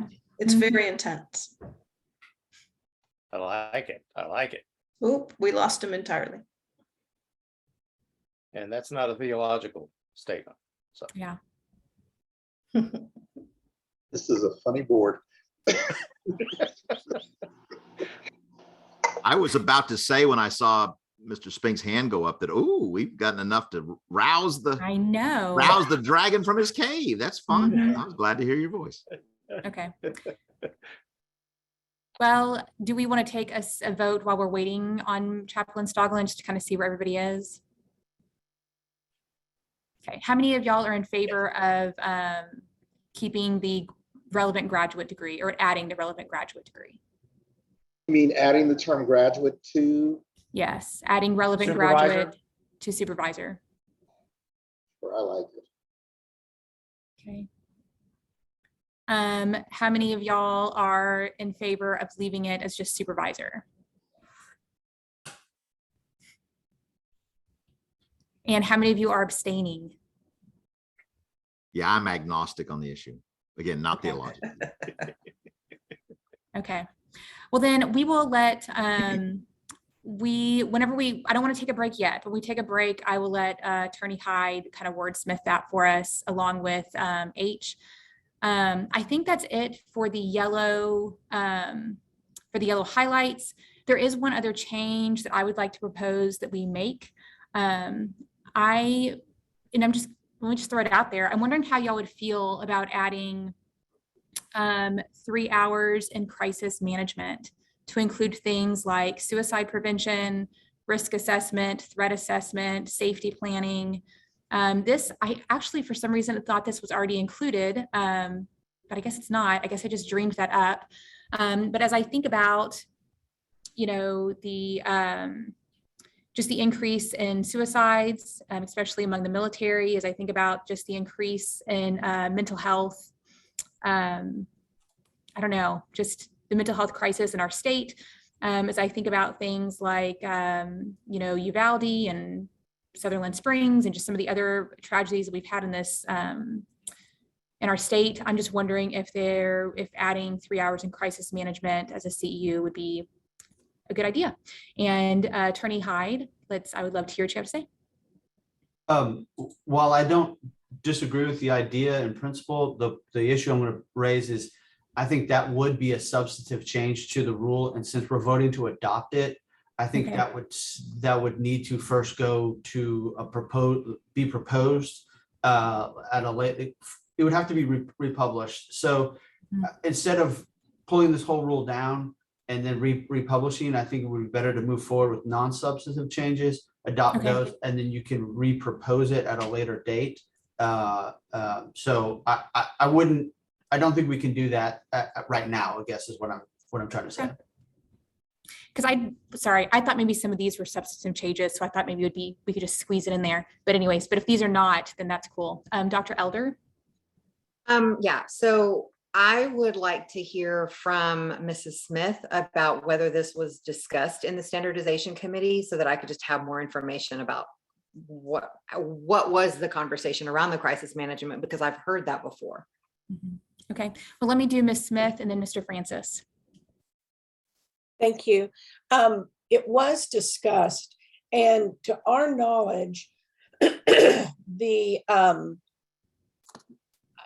we are under, I am definitely under the impression that adding in 1 hour of suicide crisis management, that the legislature is going to come down, that they want us to add this. Oh, that's right. I thought it was going to happen in last session. It didn't. So I'm still looking for it to happen in this next session. And I think after Uvalde, I think that we will see that anyway, Dr. Merchant. So I think that if we just hold off a little bit, this will be added in like they ask us to add in human trafficking. I believe that they will ask us to add in suicide. That's right. I forgot that part of this conversation. That's why I was like expecting it to be there and it wasn't. Okay, Mr. Francis. I think that clarifies part of my question, because I was going to ask, are you saying that it should be part of the total hours, or are you saying an additional hours? No, part of the, just part of the 30 hours they have to get, just like we have 3 hours of them have to be, 6 have to be ethics, 3 have to be cultural diversity, 1, 2, 3, I don't know, have to be related somehow to crisis management. And then my second question is to Attorney Hyde. Based on some of the other things we've talked about, why is this one considered substantial when I would have thought some of the other things that we were talking about were substantial? Sure. So there's some case law on this, and part of the standard it talks about is if the rule as adopted imposes more stringent requirements for compliance than the proposed version, then you would need to be republished. And so essentially, if you're adding new hours that you have to do, this is a requirement. You have to now go get 3 hours in crisis management. We didn't propose that. So that would be a more restrictive rule. And so that would need to be republished. It would not, it couldn't adopt with changes. Whereas these other ones, what we're doing is we're relaxing the rule. We're basically, if we're saying it's easier to comply with these changes, then that wouldn't necessarily fall under a substantive change to it. Also because it's response to comments. The point of it is it's a difficult balance, but I mean that's sort of one of the guidelines is you're making it more restrictive, you're more stringent, you're making it harder to comply with, and that wasn't something that was ever proposed that people weren't given notice of. But if we add the word graduate into the previous one, doesn't that make it harder for individuals then? Wouldn't that be substantive? You're correct. It does make it harder, but that wasn't ever in the proposed version. And so we're adding another avenue for people to make it easier for people to comply with the rule. So because we're doing that, I don't think so, but I would agree. I think it would be better not to have the graduate degree in there because it would make it easier. But I think that answers your question. Thank you for explaining that to me. I always appreciate when you can increase my knowledge. So thank you. Ms. Smith, did you re-raise your hand or is that your, okay, so let's hear from Ms. Smith and then Dr. Elder and then Reverend Dr. Skoma, did you have something? Okay, so Ms. Smith? The other piece is that after all of this is adopted, I also think that we will be looking at what encompasses those 6 hours of ethics, what will be included in that. And that's another place that crisis management can be put in as well. Are you ethically reporting? Are you ethically trained? Are you, how are you doing this? Because I always think, because it came up in standardization, what exactly is in ethics? It's very vague, and to have us do 6 hours of it, okay, what are we really studying? So I would expect that in another couple of years that we expand and define what ethics really means. Dr. Elder? Oh, sorry. Okay, so this is a question I've had previously, and now that we're looking at adding these other requirements, the 6 hours of ethics and 3 hours in cultural diversity, I would like, Mrs. Fassholtz, can you bring up the rules and go to 801.261A2? My thought is this: we have 30 hours required overall if you're an LMFT. But if you're an LMFT associate, now we are dictating, especially if we add in eventually 1 hour of CE for crisis management, we're dictating 10 out of their 15 hours. That's a big portion. So I'm wondering if we reduce the 6 hours of ethics and the 3 hours in cultural diversity to make it an equivalent proportion of those 15, rather than almost all of their 15 that we're dictating what they have to get their CEs in. Or Actually, I think you make a good point, Dr. Elder, but if we do that, we're doing the same thing that Mr. Francis asked us to do. We would need to go back, change that, republish, take comments, and then come back to a vote on that. I mean, we can do it. Obviously, we can do it, but that would be our pathway forward. And I agree that would be that's not something we can accomplish today. I'm just tossing it out as a conversation point, because the alternative to that would be to just get rid of the LMFT associate different number. And if you are licensed as an LMFT at any level, it's 30, because that's what LPC does. There's no distinction between LPC and LPC associate. We could just take out 2 and make it an across the board requirement for everyone. LPC Except for the don't have fact to get LPC CE. doesn't do as many hours. LPC associate doesn't have to get CE at all. yeah, Director Spinks. Yeah, I'm glad Dr. Elder brought this up. I've been working on a way to try to segue in this conversation with y'all at some point. I wanted to visit with y'all about what do you think about duplicating the way the LPCs do their associate license? In other words, y'all have a renewal, they do not. What do you think about, we don't actually have to answer here today, but this is something eventually I want to visit with y'all about, probably starting in the rules committee, but that's something I would like to visit with y'all about. Okay. It's kind of duplicating that. So where they don't have to renew. Right. The LPC associate license is a 5-year license. Okay. Let me hear from Mr. Francis.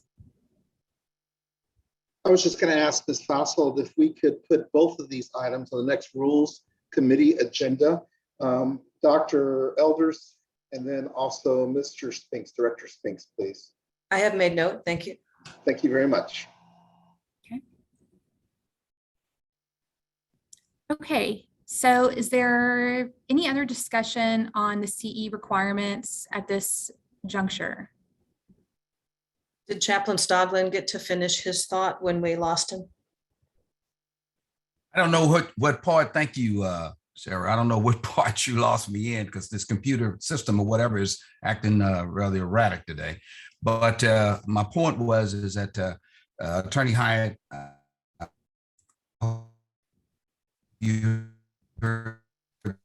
Dr. Stodlin, you might, if you just turn off your video, keep your audio on, but turn off your video, it'll take up less bandwidth. You can hear your comments. I'll send him a chat. Ms. Fasold, so I think you can turn his video off. He's just burning too much bandwidth. That's They the only- sponsored. Am I better now? Okay, can you hear me now? Yes. Yeah. thank you. Okay. As I was saying, Attorney Hyde, for the third time, it used the CLE as the IT example. The IT person is not an attorney, but because he's sponsored by their professional organization, that gave him credit. And so that can be viewed as that part. And I was saying about the military component is that although the military is not going to ask and have a 4-hour debate. They're going to tell you where you're going, and you're going to go to grad school. They're going to pay for it, and you're going to get the certification. So it's not a lot of I have 1,000 questions. There's no question. You're going to go, and then in our case, in the great state of Texas, we're going to make sure that they have a master's because that's a requirement, and they are going to be assigned for 3 years to a tour of what they call the Family Life Center. So that's a full-time position. So that's an example of what I'm talking about in terms of getting the certification. They have a master's already. They'll have 2 masters because as Dr. Scoma talked about seminary, that's a requirement anyway. So they have 2 masters. So that's the point that I'm making. And I don't want to beat the dead horse anymore than it needs to be. But just thank you for allowing me to finish my point. Sorry about the technical difficulties. I'll yield. Thank you, Chaplain Stoglin. Why don't we go ahead and take either a 10 or a 15-minute break, depending on y'all's pleasure. And we will allow, okay, 10, we'll do a 10-minute break. And we will allow Attorney Hyde to do some wordsmithing for us. And then we'll come back and finish our conversation about the CEUs. Okay, so 10-minute break.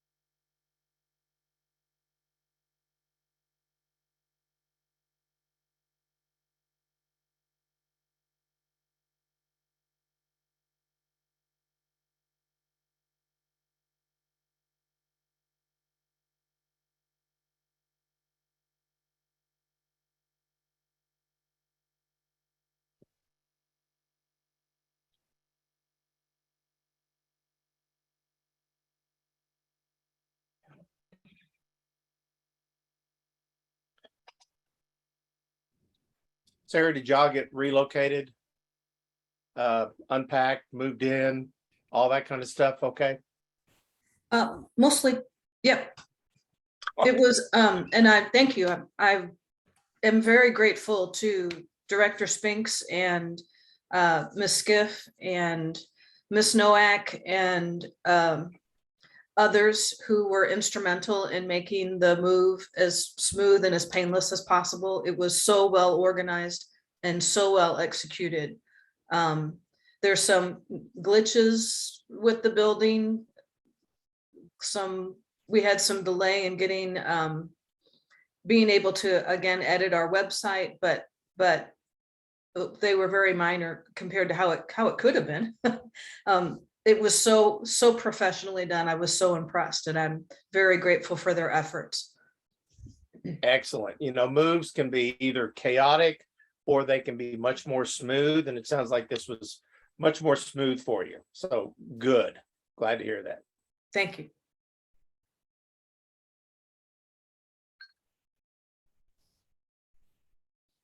Okay, we'll give it another minute or so, and then we'll call roll and restart.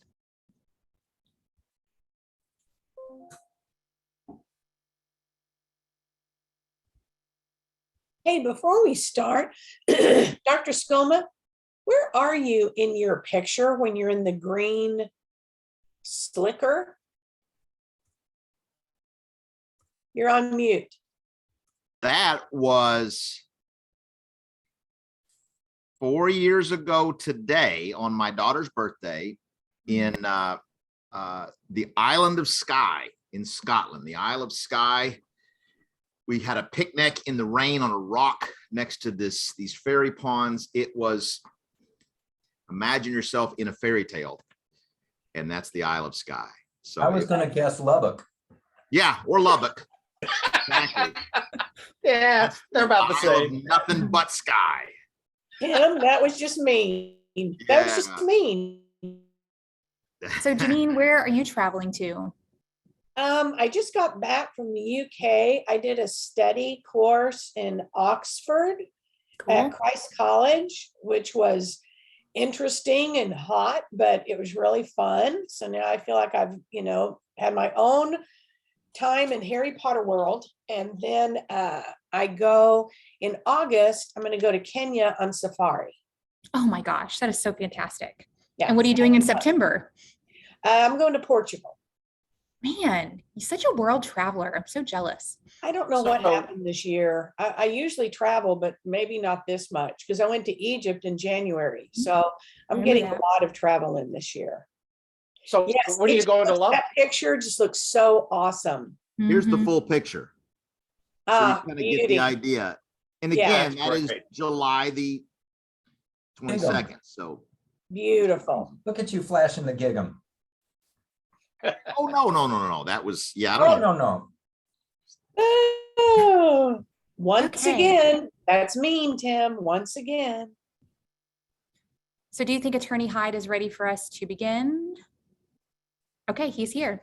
Okay, then I'm going to recall the meeting to order at 10:48. Mrs. Fasshold, will you do a roll call? Dr. Merchant, Present. Dr. Barty, Present. Dr. Elder, Present. Mr. Francis. Refreshed and ready.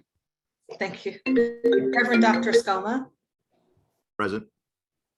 Ms. Smith, Present. Chaplain Stogland. Here. Thank you. We have a quorum. Thank you, Dr. Merchant.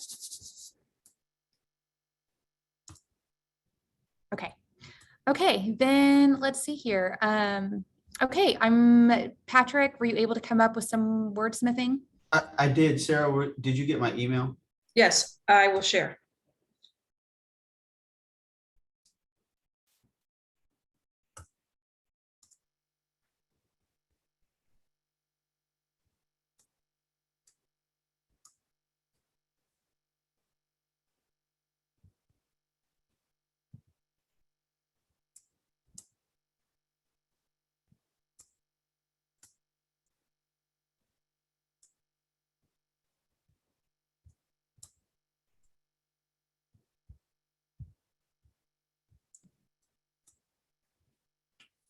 And the auto numbering kicked in, so obviously number 8 will be 7, but instead of fighting with Word, I figured I'd just send it to you and you can choose which one you liked better.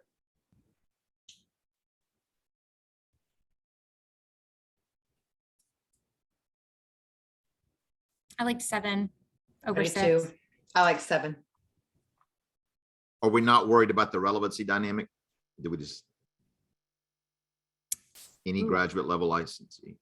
In my mind, if they have a graduate degree and they are a supervisor, they're required by educational the good requirements point. of the license to already have the relevant degree.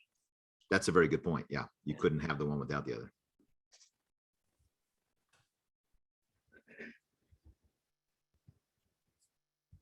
Okay. Is Were you there also- more to show, Attorney Patrick? And I corrected the H4 and I just highlighted that that's the original language. So we'll just keep it as the originally proposed language, sorry. And I deleted what social work had changed. Okay, is there any further discussion about, is there any further discussion? Oops. Not ahead. You want on it that, back? but I do have a grammatical suggestion, but I can do that later in a second. Oh, no, go back now. We can, what's your grammatical suggestion, Dr. Bertie? Well, on A, 1 and 2, are right at the top, all the way at the top. It says a LMFT must complete. I believe that should be an LMFT. Keep going, keep going, keep going, keep going, right there. No, keep going. Yeah, right there. I think that should be an LMFT and an LMFT associate in 1 and 2. What's the rule on that? Because if you set out the abbreviation, it would be. I know. License. It's a phonetic thing. If you say a licensed marriage and family therapist, then it's a, but if it's an, if the L sounds like an EL, Right. then phonetically, grammatically, it's an LMFT associate or an LMFT. Isn't that weird? Good to know the rule. Yeah. Yeah. Wife's an English teacher. That's amazing. I learned so much here. Like an historian, a historian. Really, it's an historian. Exactly. And historian. Okay. Yeah. Okay, any other discussion or do I have a motion? I make a motion to approve these rules as so stated.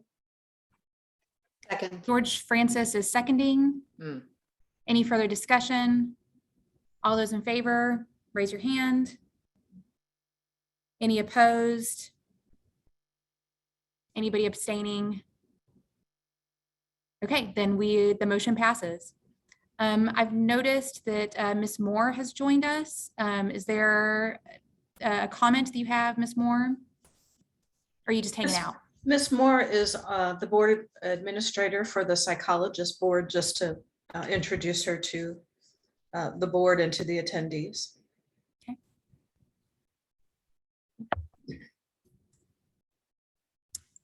Okay, well, then we will move on to, where are we in our agenda? 12 C as in Charlie. 12 C as in Charlie. Okay, so these are the changes. Essentially, this is just about, since we've passed B, then this is just like clearing up all the other rules that, like basically moving everything from these other rules and consolidating them all in B. So is there any discussion about C?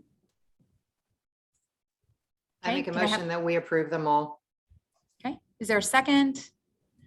Okay, Dr. Barty seconds. Any further discussion? Okay, then all those in favor of adopting C, raise your hand. And that is everybody, so that is unanimous. Okay, so let's move on to our next agenda item, which is item 13, discussion and possible action regarding the jurisprudence exam. So 13A, any discussion? Anybody have any comments here? Yes, Dr. Elder? So I have 2 things. First of all, when these exams were administered and this feedback was gathered, were the changes that were created through the professional development committee already instituted in the exam? From my notes, the changes from the professional development committee were completed on March 2nd. And this exam includes from March 1st through May 31st.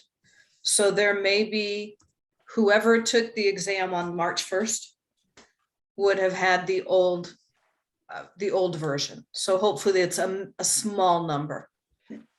I will say that in reading the comments, I noted that there are several comments that say it's still too BHEC heavy. And I will say that having renewed my license and taken both the LPC and the LMFT JP exams, there's a drastic difference between the BHEC content. I counted as I went through, and over half of the questions that I encountered on the LMFT JP exam were about BHEC. Wow. And for LPC, it was maybe a third. And so I don't know what happened, because we went through all of the questions, and we worked hard to reduce that ratio, but it's still, when I took it, I was very shocked at how much of it is still BHEC focused. So when we go offline, if you could tell me the date that you took the exam, I can get from the vendor a copy of the exam that you were presented, and I can compare that to the professional development committees and this board's changes and make sure that the vendor hasn't missed anything, or determine what other else might have happened. I can make a note right now to send that to you. Thank you. I think that's a great idea. I think that's a great idea too. Okay, any other further discussion regarding agenda item 13? Okay, then we will move on to agenda item number 14, report from the board chair. Oh, that's me, concerning just things. Okay, so let me pull up my notes. I guess I just want to say that staff continues to do an excellent job. I think that, again, just seeing the way how quickly licensees are getting licensed, I'm seeing how we are reducing the number of past complaints. Like, I just feel like Daryl and the staff have done what they set out to do. So I'm just really pleased with the way things are going. I will be attending the AMF-TRB meeting in September, just so y'all are aware. The only other thing, I just really don't have a whole lot to report on. I mean, things have been pretty quiet because I think in part because staff is doing such an excellent job of doing the things they do that I don't feel like there's a whole lot I have to say. I will say I've been getting a ton of questions lately regarding telehealth, and specifically if a Texas LMFT is traveling to another state, whether they can continue to see their clients via telehealth, like if they're going on like a trip or something. And in responding to those questions, I've discovered that there are actually several states that allow MFTs to see clients in their home state temporarily. You know what I mean? So like if I were to go to New Mexico, I could, for a week, I could continue to see my clients in Texas via telehealth. But Texas does not have any such law like that. And recently I encountered a situation where there was a woman from another country moving to Texas to go to school. She is from a Middle Eastern country. She is Muslim. She has an established therapist that she's been seeing in her home country for several years. And then moving, honestly, to a small West Texas town where there are no Muslim therapists. There is nobody who speaks her native language. It's like she was kind of stuck in this dilemma of I'd really like to continue to see my therapist, but the question is, can she, and technically our rules would say no because she's in Texas. And so anyway, so I guess I'm just curious if this is something that the board, if we do need to be looking at making a provision for people for licensees from other states who are visiting Texas to be able to continue to see clients in their home state. I don't know. I just kind of want to throw this out for the board, and Dr. Elder has her hand raised. So I would like to hear from Dr. Elder. Yeah, okay, so first of all, my understanding of the rules is that as long as that person, their therapist, oh, I get it. She's in Texas and you She's in can't treat. Texas. Okay, I get it. Okay. I will tell you that it was very helpful to me recently. I went on vacation in New Mexico and wanted to do sessions there with clients in Texas. And I emailed the board and they were like, sure. I mean, it was no problem. It was Mhm. so wonderful for continuity for my clients.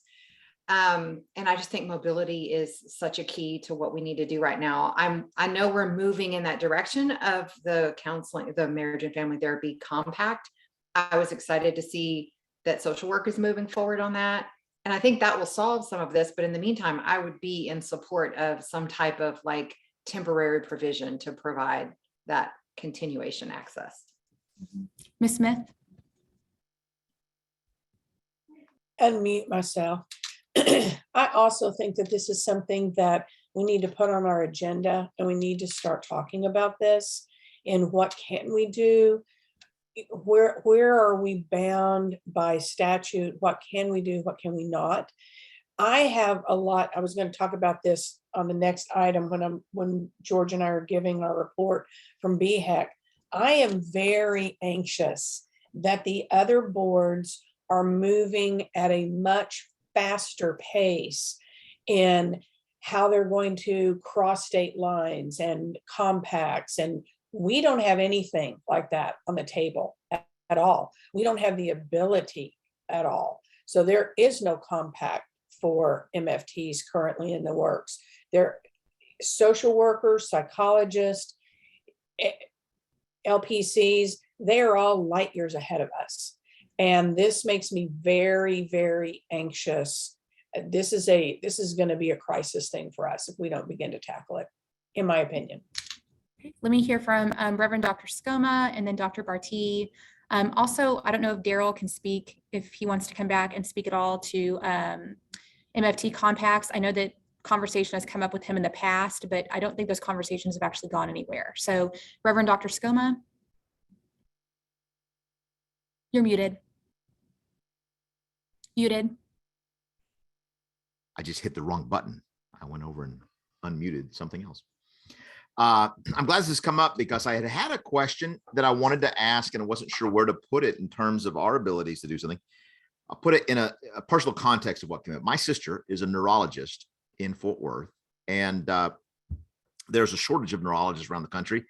And she wasn't liking the work arrangements with a local hospital she was dealing with. She said, we're just not going to do hours with you anymore. And put her shingle out there in a hospital in Fort Collins, said, we'd love you to come out once a quarter and we'll pay your way to come out and be a neurologist out here for a week and, or not, whatever it is.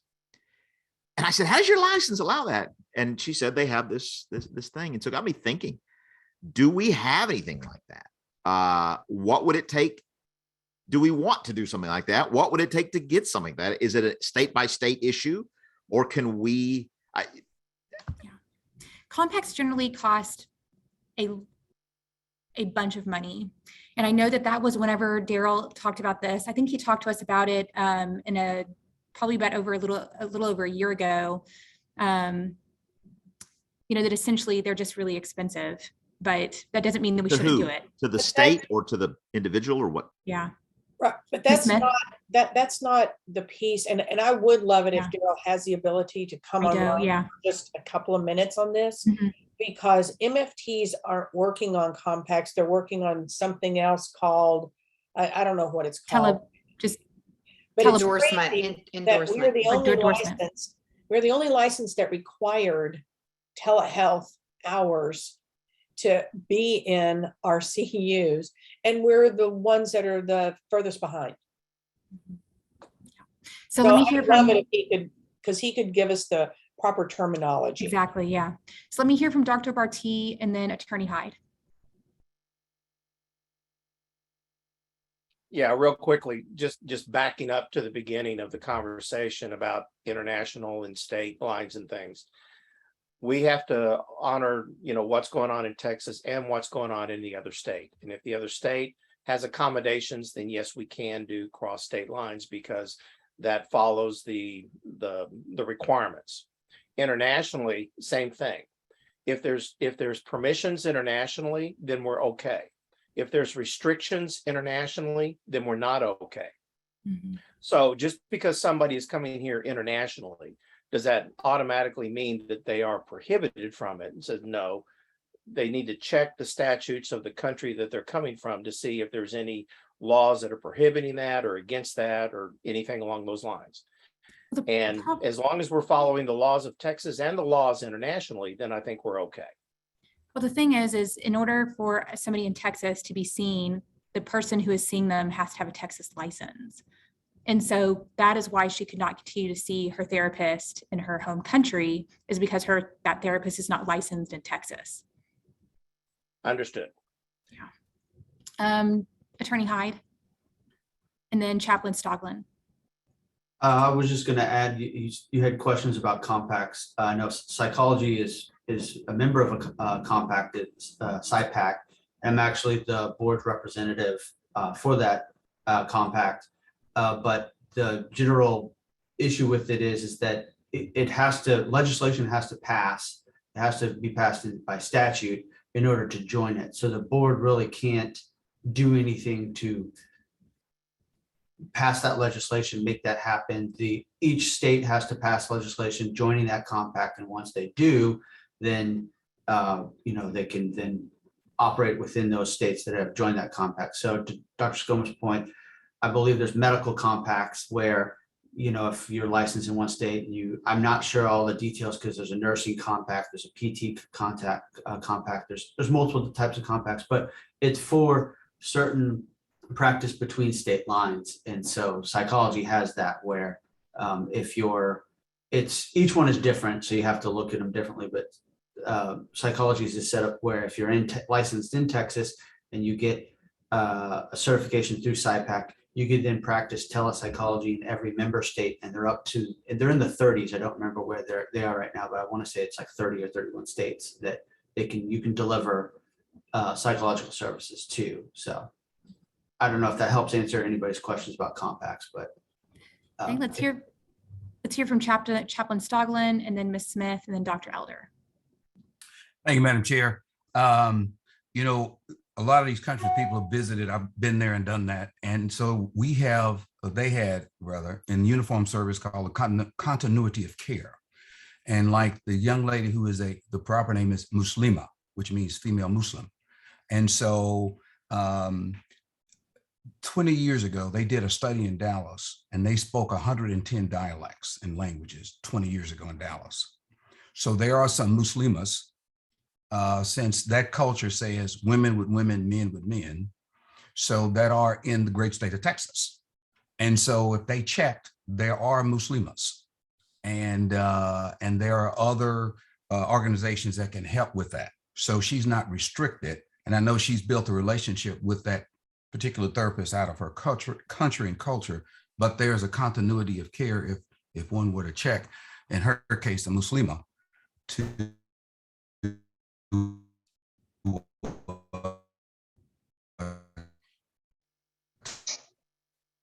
We've lost you again, Chaplain Stoglin. Chaplain Stoglin, kill your video, please.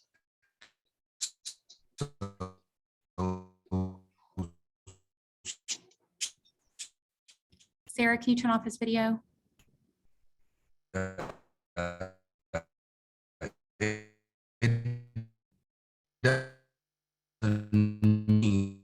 I only have the option to allow Chaplain Stoglin. The other point of this. Can you hear me now?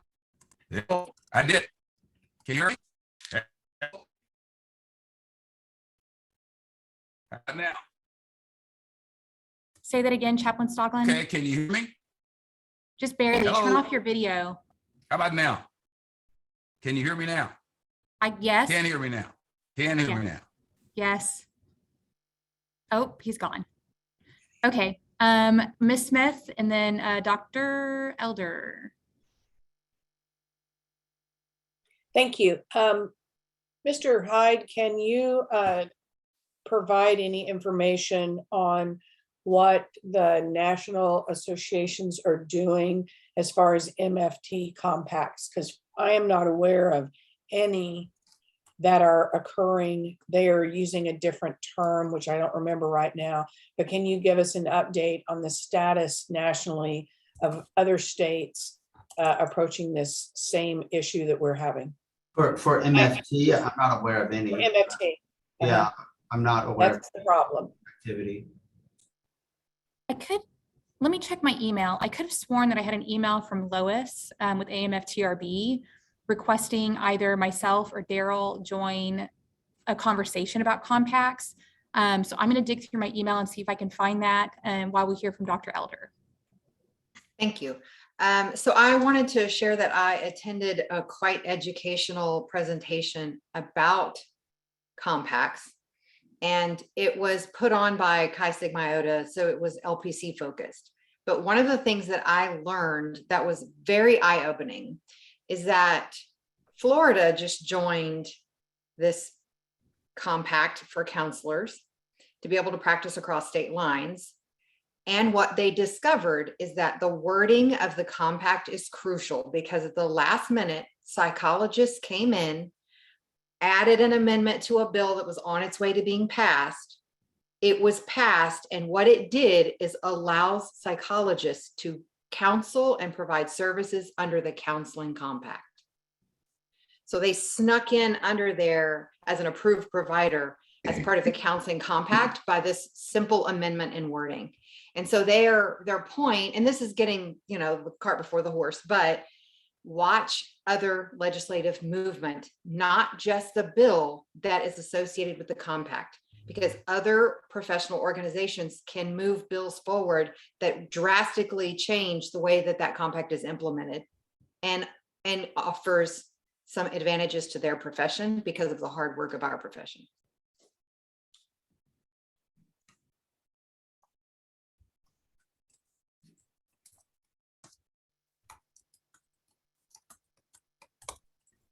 Okay. Thank you, Dr. Elder. I cannot find what I was looking for in my email, so maybe I just dreamed that up. But did you have something else, Dr. Elder? Or Well, actually, yeah, go ahead. Well, I just wanted to say, in my recollection, Jennifer Smotherman, who's working at the national level, shared with us previously that there's no movement from AAMFT to move a compact forward because it's too expensive. Right. And it's not an option. So what they're doing is they're looking to create that across state practice through endorsement in their rules. And so that's kind of the process they're trying to get done, but it's not the same thing as a compact. I feel like they changed. I feel like they've switched on that, though. I feel like that's where they were maybe 18 months ago, but that there had been some movement towards maybe thinking about compacts instead. But again, I would love to hear from Daryl. Is he by any chance available?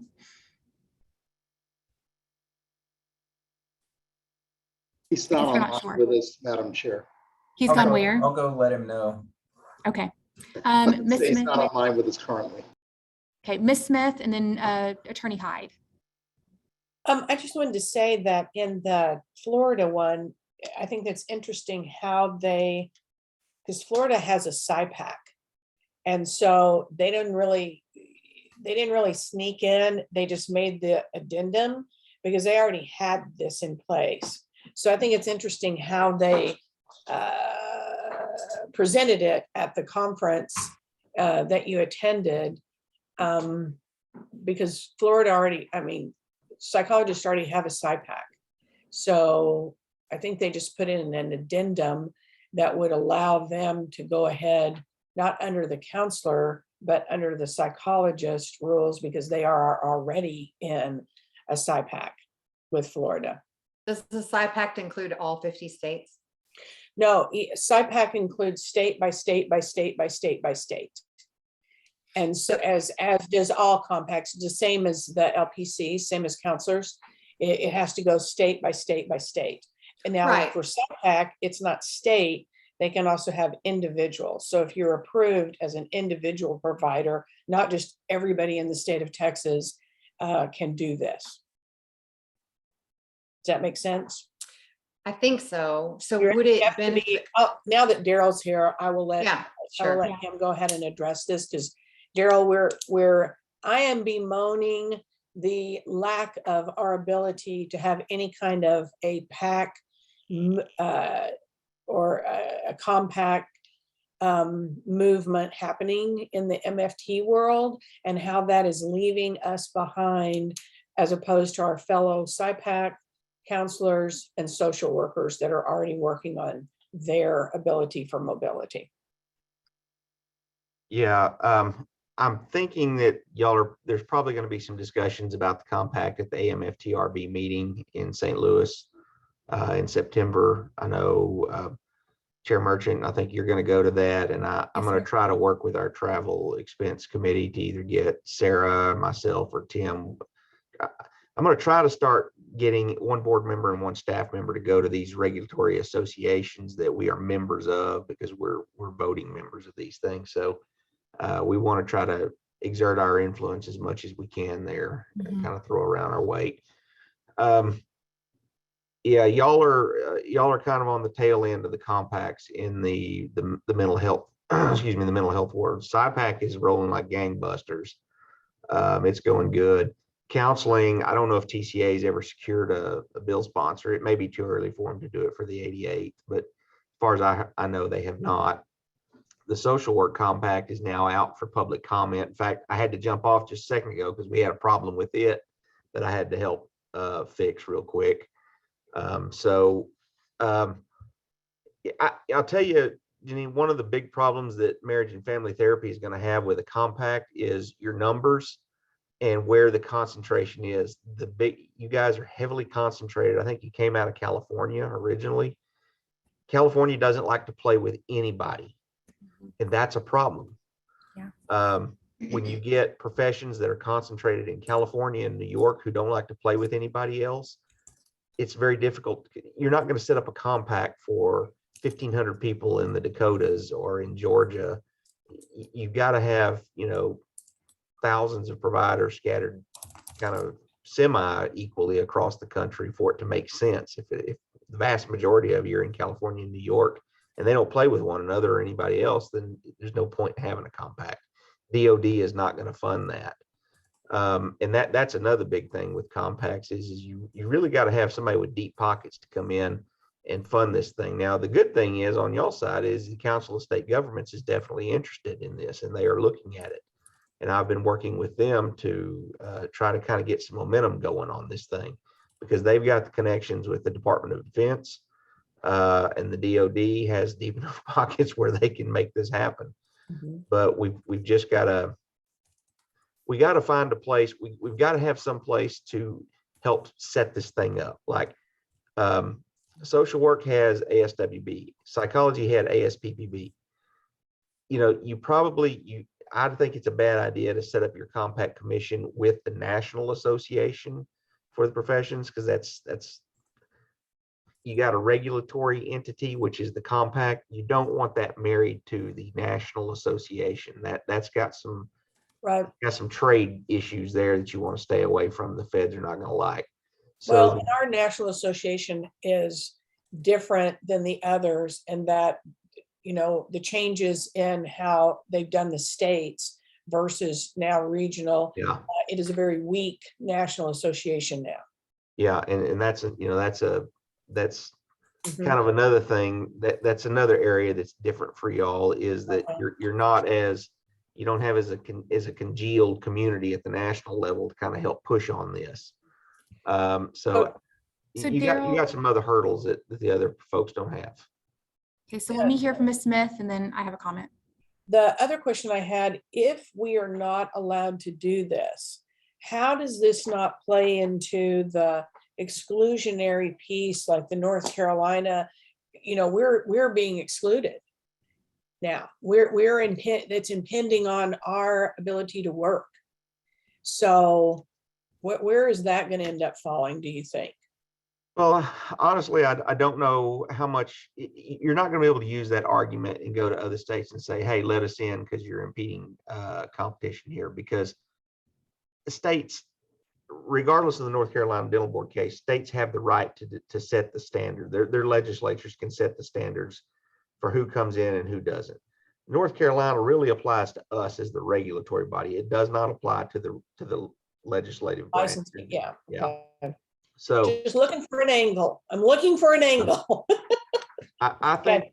I think what y'all are going to have to, I think where the way the water will flow naturally if we can't do the compact. And I don't want anybody to think that I'm writing off the compact, because I think I still give you a better than 50% shot of being able to get one. It's Okay. just, it's going to be harder than what it was for social work, counseling, and psych. But I think you can do it. I really do. Or I wouldn't waste my time on it if I thought it was a lost cause. Okay. And are we gonna, I'm sorry, Chair Merchant, I have one follow-up and then I will yield the floor. With us, do you see it, Daryl, as being a state entity or more like SIPAC where it's individual granting privileges? If I have any sway in it getting set up, I'm going to do it kind of like what we did with social work, Okay. where we More don't. state driven instead of SIPAC like individual. Yes, well, like once you come into the compact, if Texas adopts it and you get what we call a multi-state authorization to practice, you can move freely amongst the Okay. compact. You don't have to get an individual permit for Texas, for Virginia. I don't want that, because I don't want that. No, To me, that's no. nickel and diming people. And I'm like, just get the freaking permit, and then you Right. can move around as you see fit. And I also want it. I don't like SIPAC's distinction between in-person and telehealth. I personally don't care for that.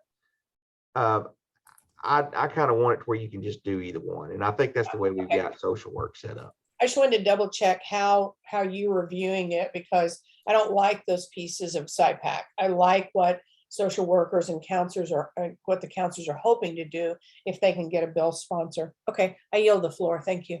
One other thing I'll add to you. One other thing I would push for on this is we did something in the social work where if you are in a compact state, and let's say you want to move to another compact state, it's an expedited licensure once you have that authorization to practice, because we already know you've been vetted.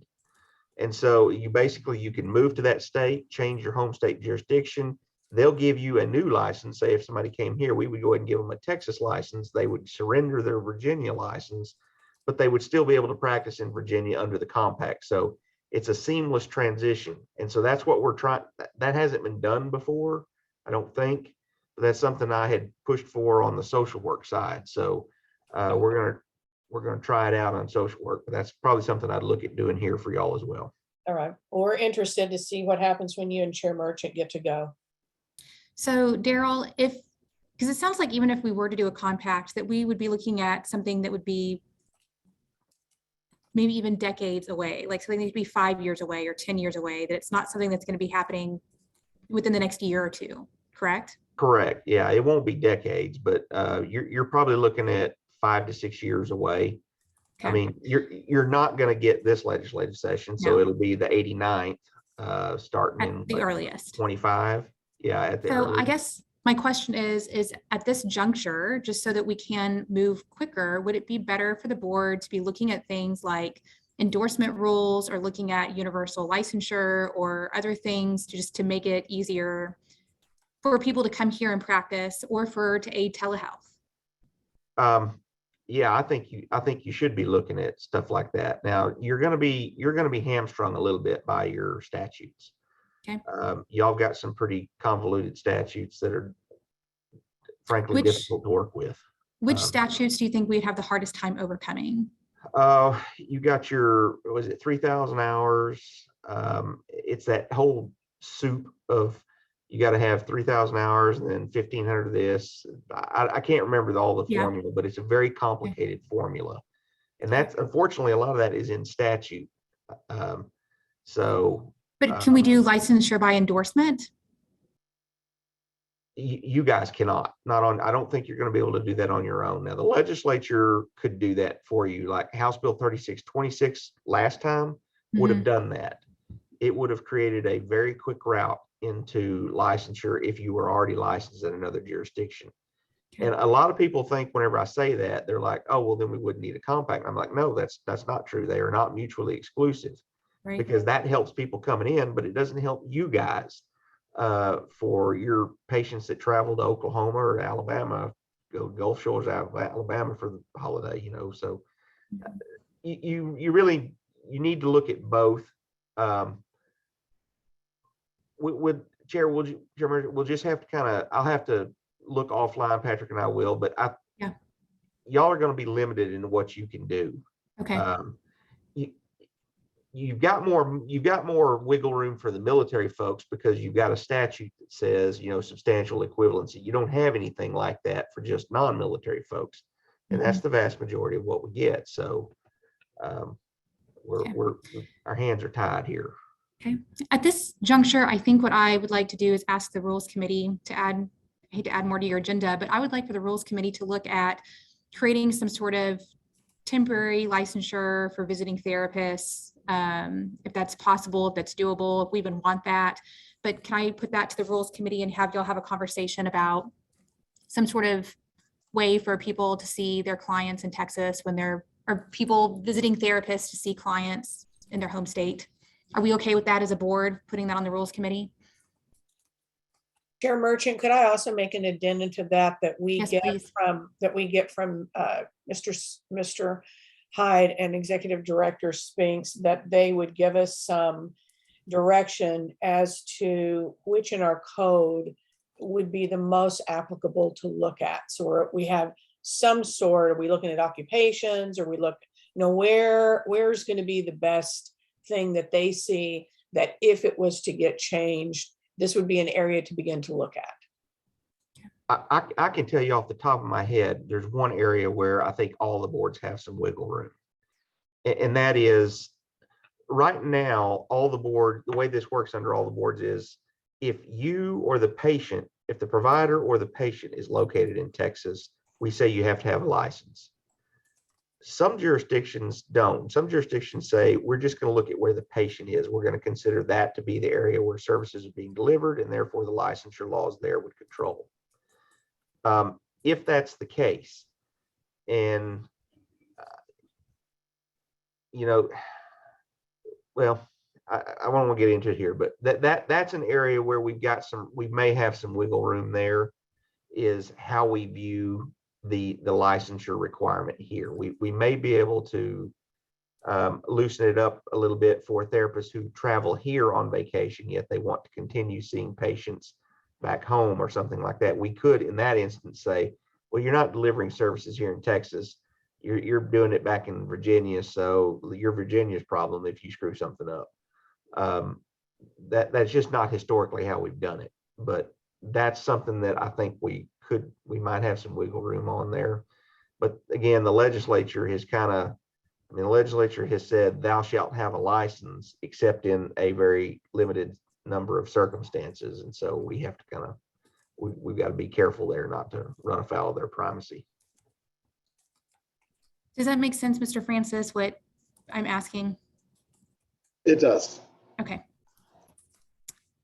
Okay. Any other conversation about this at this point in time? Okay, then let's move on to the next agenda item, which I believe is hearing from Mr. Francis and Mrs. Smith. Is that correct? Let me go to my agenda. Yes, item number 15, report from the board's delegates to BHEC. Smith, Go ahead, George. I only had a couple items, and so you might be able to add a lot more color or flair to it than what I have. What I particularly took note of that I thought was interesting and relevant to this board was that the budget at the time of meeting, we were under budget for that time of year. And I think that speaks greatly to the leadership of Director Spinks and to the management of the team. Obviously, it was contributed by the fact that we have shortages in some of the staff positions. But overall, I think that's very important to make sure that fiduciarily we are well run, and that's very clear. I think in terms of the rulemaking, everything that we have put forth to the BHEC board, everything was approved. There was no problem or issues there. And then In terms of our numbers, slightly up, but there were reasons for it. So I didn't see anything in particular there. And so I thought overall, very solid performance by the BHEC board as it pertains to oversight of this board. And so that would be my report preliminary. I think that we had the opportunity to discuss some of the accomplishments of Director Spinks and the overall board. And I would tell you that there were many of them, and many of them that were very positive. Most of them, I mean, positive. So I would say that we have great leadership and things are in place and running smoothly. That would be my perspective. I concur with that report. The only thing that I would add is that we were also able to vote on and approve Director Spink's compensation package and secured him for another tenure, which I thought was one of the most important things we could do, that we would continue to have his leadership. And so with our last meeting, that was secured. So that was a big yay for all of us. As we know, I don't think that we could have gotten this far without him. So I'm thrilled that he's going to be around for a little bit longer. And I hope that they continue to find more people, because they are understaffed, and the ability that Sarah and Brenda and Patrick and Tim and just Brian, everybody, they're working 120, 150, 200%, so much in an understaffed situation. So just kudos to them, and thank you. And thank you that the move went smoothly. And that, I think those were really the biggest highlights. Would you say, George? I would, and thank you for bringing that up. I think securing the services of Director Spinks was very important. It's very necessary for where we are in the growth of the organization. We're still a new organization, and so we still have quite a few challenges. So with his historical knowledge and his leadership skills to be able to take us forward, I think, as Ms. Smith said, it was an important thing to do.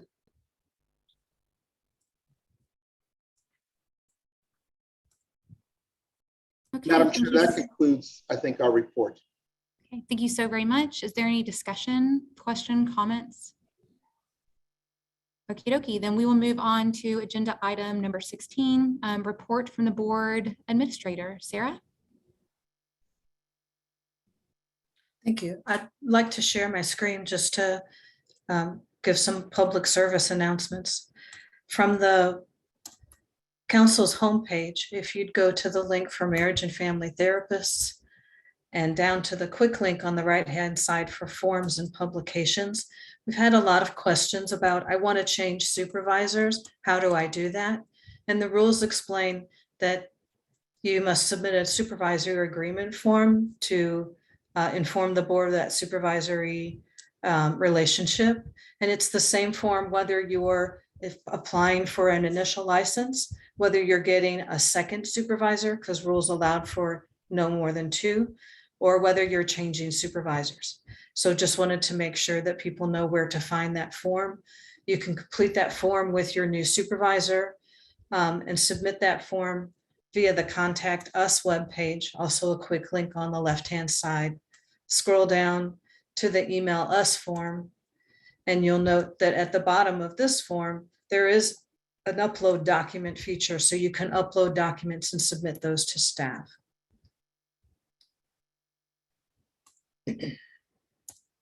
Sorry, I gotta go back. I also want to remind people that if you have recently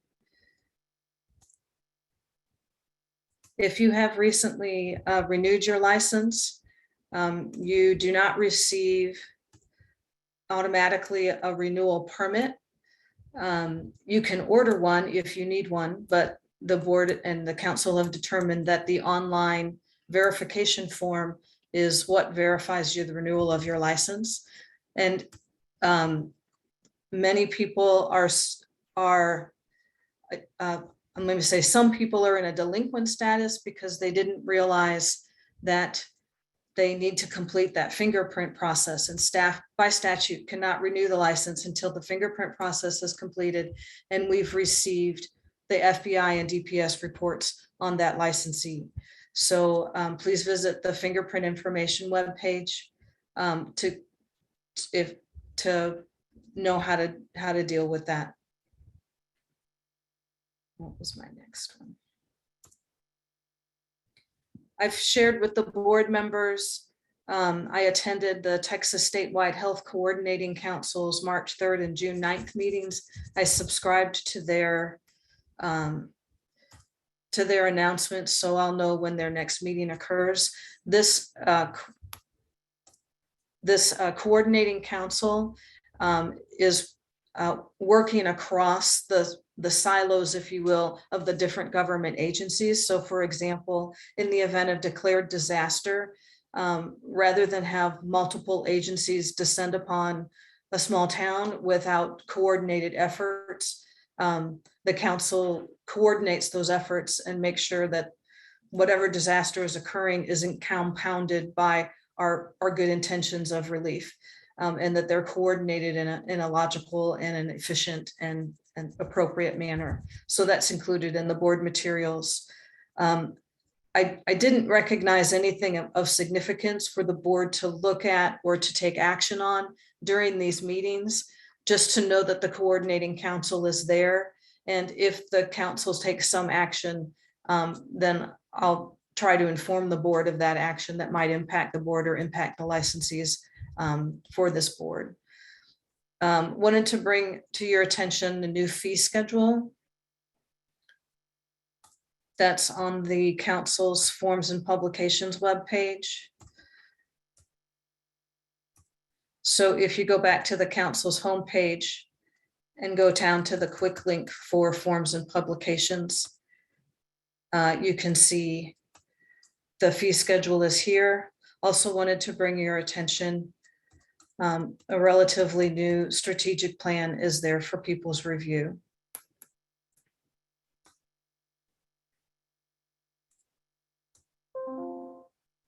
And I think that concludes. We mentioned earlier that the guidelines for technology assisted services is on hold until the rule in 80144 P as in Paul is adopted and becomes effective. So as soon as that goes through, then I'll be posting that on the website, and we'll send out the email updates in that regard. If you'd like to subscribe to an email update,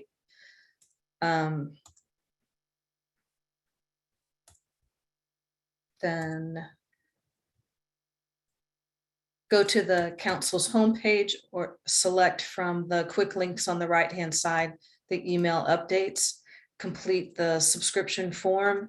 And after you click submit, you'll get some confirmation emails. Follow those prompts to ensure that your subscription is in place. And then you'll get email updates from the board regarding new rules or changes in procedures or new publications or that kind of thing. That concludes my report unless you have any questions. Thank you, Ms. Fasshold. Is there any other questions or discussion? Yes, Ms. Smith. You're muted. Sorry, I had a quick question. When I am looking at the SHCC council, when you're looking on there, they don't really designate, if any, are mental health professionals. They say health person, but they don't have any qualifications. Do you have any idea, Sarah, if any of the people that are on that council are specifically for mental health? At the first meeting back in March, I did look up who was on the council, and I'm sorry, I don't recall at this time what their credentials are. I can do that research and send that to you in an email after the meeting. Please, because I think it's a wonderful thing. I think the council is a wonderful thing. I know that it is heavy medical, and in the case of Uvalde, we needed heavier mental health. So I wanted to see what the makeup was of that council. What's mental health, what's doctor? And so if there's a way to find that out, I'm happy to do it as well. But if there's a way to find that out so that we could know, so that as the governor appoints people to that board, we can advocate for that board to also have several mental health professionals that sit on it as well. I'll send that to the board members. Thank you. I yield the floor. Any other questions, comments, discussion? Okay, then we will move on to agenda item number 17, discussion and possible action concerning board response to disaster. Daryl had a letter in there that he sent. Is there any discussion that we would like to have at this juncture about agenda item number 17?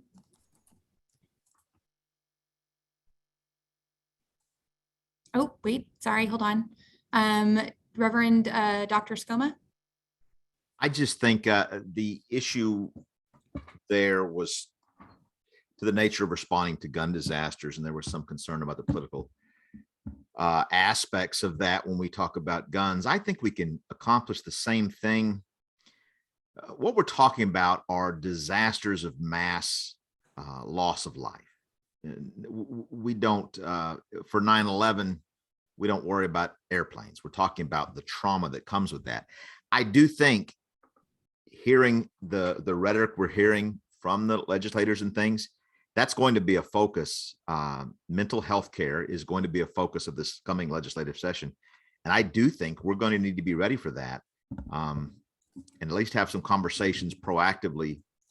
I just think we need to have our ears open of what that's going to look like. But there is, I believe, going to be an added emphasis on preparing people to respond to those dynamics. And yeah, I understand Chaplain Scoglin's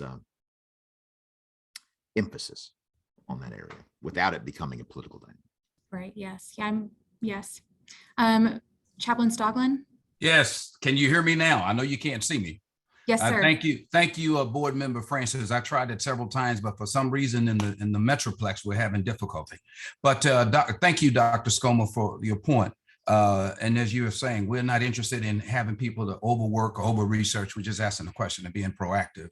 And we have a problem in the military. It's called 22 kill. We are experiencing 22 veterans either killing themselves, committing suicide, or attempting. And if we can say, well, we don't want to over-research that, well, gosh, it's only 1% of us who put the uniform on to protect the 99%. So we have to decide on whether they're worth it or not.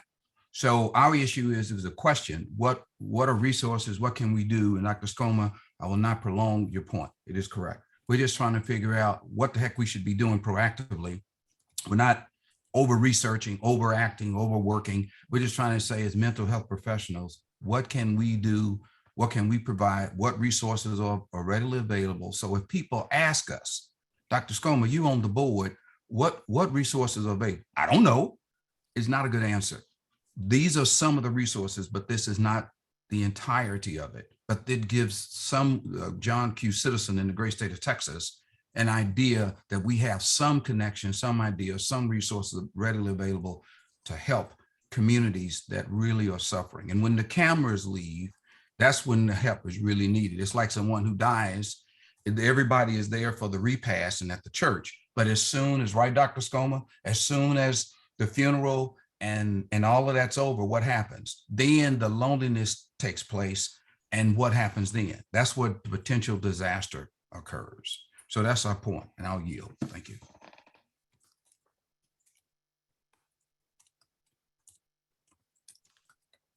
Sarah, did you have a comment? I wasn't sure. Maybe not. Dr. Elder? Well, I just wanted to Dr. say, a quick thank you to Daryl for the letter that you composed to the board, because that was very helpful for me as a board member to know what's happening behind the scenes to funnel all of that support to Chaplain Stoglin's point.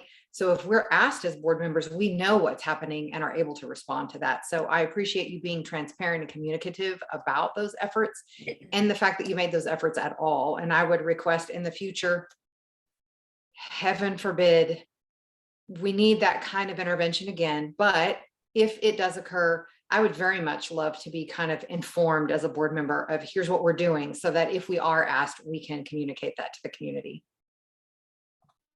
Dr. Barty?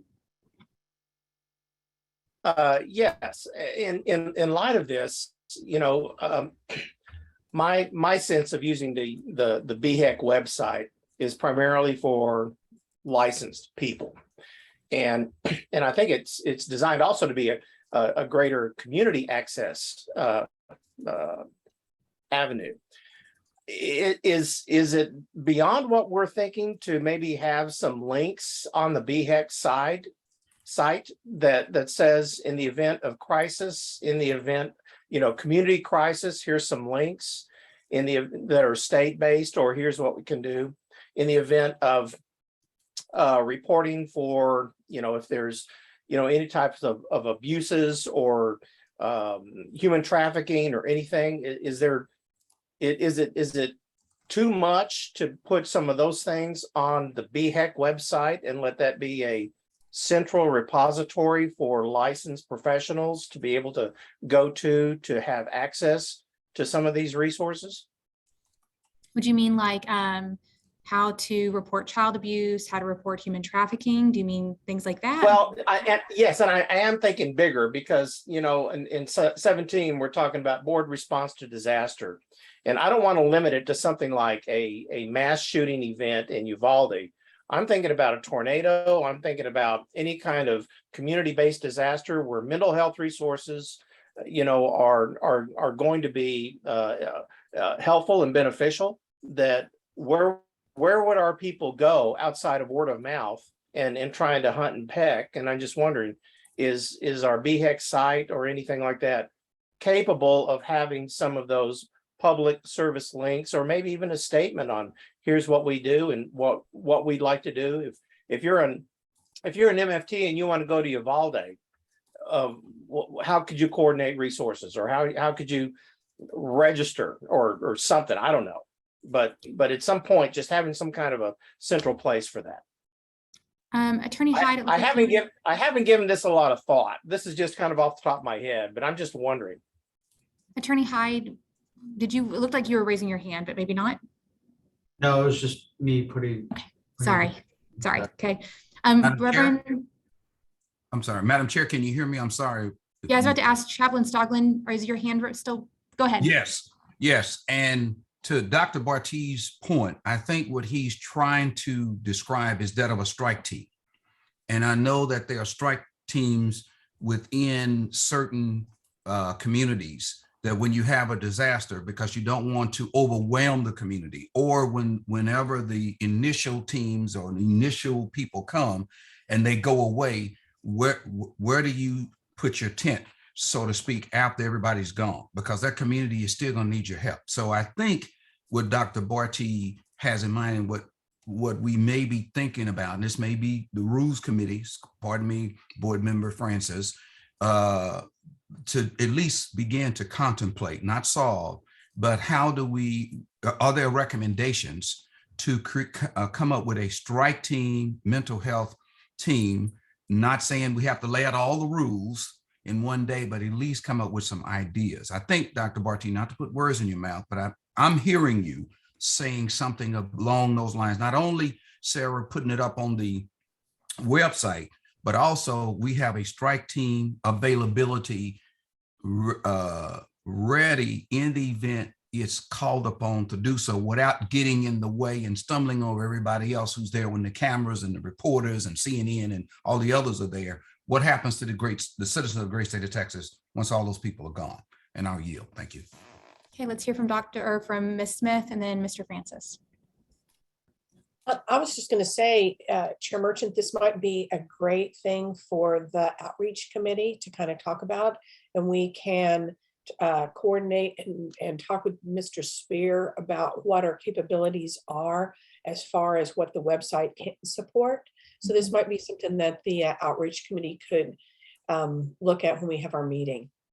Yes, ma'am. Mr. Francis? I just want to make sure I keep hearing Mr. Francis, and I would be remiss if I didn't say that it is a committee. Mr. Francis is but 5 letters of that overall committee. So I want to make sure we give credit where credit is due. So thank you. Okay, so yes, I think this is something, changes to the website is something that the outreach committee could definitely take up. Dr. Barty, if you have things, I would love for you to maybe put pen to paper and let us know kind of what you're thinking about in terms of a resource page. And then if you could email that to me before our committee meeting, that would be great.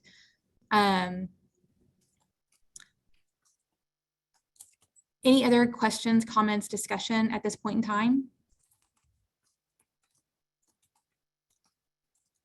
Okay, then let's move on to agenda item number 18, discussion and possible action regarding future priorities and activities of the board. We've actually already come up with several today. So are there any other things that you feel like the board needs to be addressing or looking at?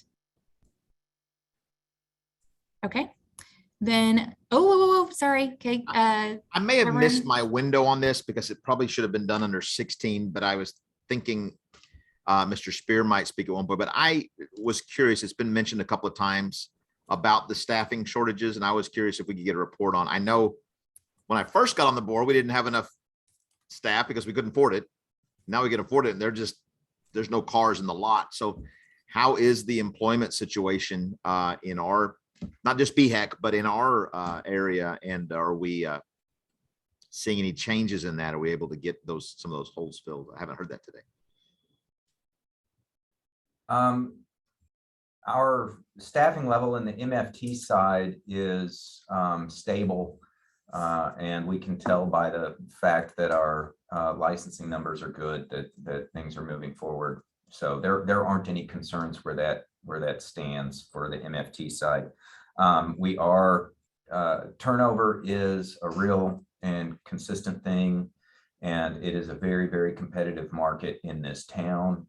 So it is something that we struggle with mightily, and that something that the executive staff looks at when we're building our legislative appropriations request and all of that kind of stuff. But from the standpoint of the MFT program, the people we have working it, we got Desiree, and she's been doing that for a couple of years now. So we've got we've got some experience being built, and so that's going to work well. One of the things to keep in mind, and I'll try and keep this short, is that the licensee population for this agency as a whole for BHEC from all the boards is going up considerably. We're looking that we'll be adding roughly 3,600 licensees per year, which that's almost as much as MFT has to start with. So we are bringing in more and more providers. They are not being, they're all being vetted in the exact same way they have been before. But this particular sector of the economy, these professions are growing, and they're growing rapidly.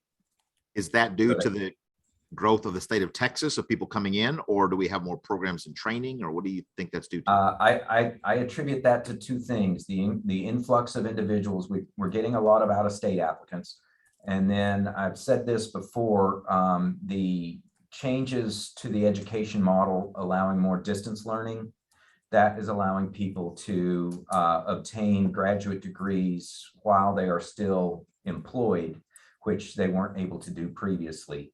And so that is allowing more people to get into the profession. I can tell you that is, I'm applying for some adjunct work, and the game is completely changed now. My options for teaching are myriad. It's amazing how it's all shifted so quickly. A pandemic will do it. I yield. Sarah? Thank you for that information. I'd just like to shout out to the MFT staff, my gratitude. I get an email from AMFTRB when the test results for a particular month are received.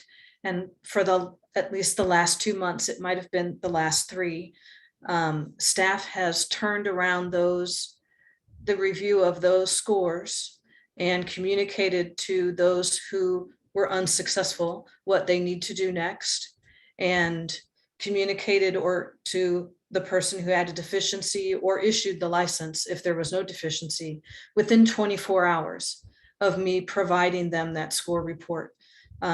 So I'm so grateful for their work and their dedication, to both Desiree and Anita. Thank you all very much. It's excellent work. Okay, let's see here. We are then moving on to item number 19, public comment. Sarah, I will let you moderate this part. So I just want to go over, for those of you who wish to give public comment, and Chair Merchant, you can confirm that you have no one attending in person at your location. That is Okay. correct. So I will be asking those who have joined by computer to use the raise hand feature in the Zoom functions to indicate that you'd like to make a public comment. When you raise your hand, I will ask you to unmute and ask you to introduce yourself and explain whether you are making a comment representing just yourself, or if you represent some organization, then state the name of the organization. After we've completed the public comment for all of those who have attended by computer, I will then see if anyone has attended by telephone and call on them to see if they have public comment. Please note that public comment is not intended as a discussion or a question and answer session with the board members. Additionally, when making public comment, please refrain from any specific application or specific complaint.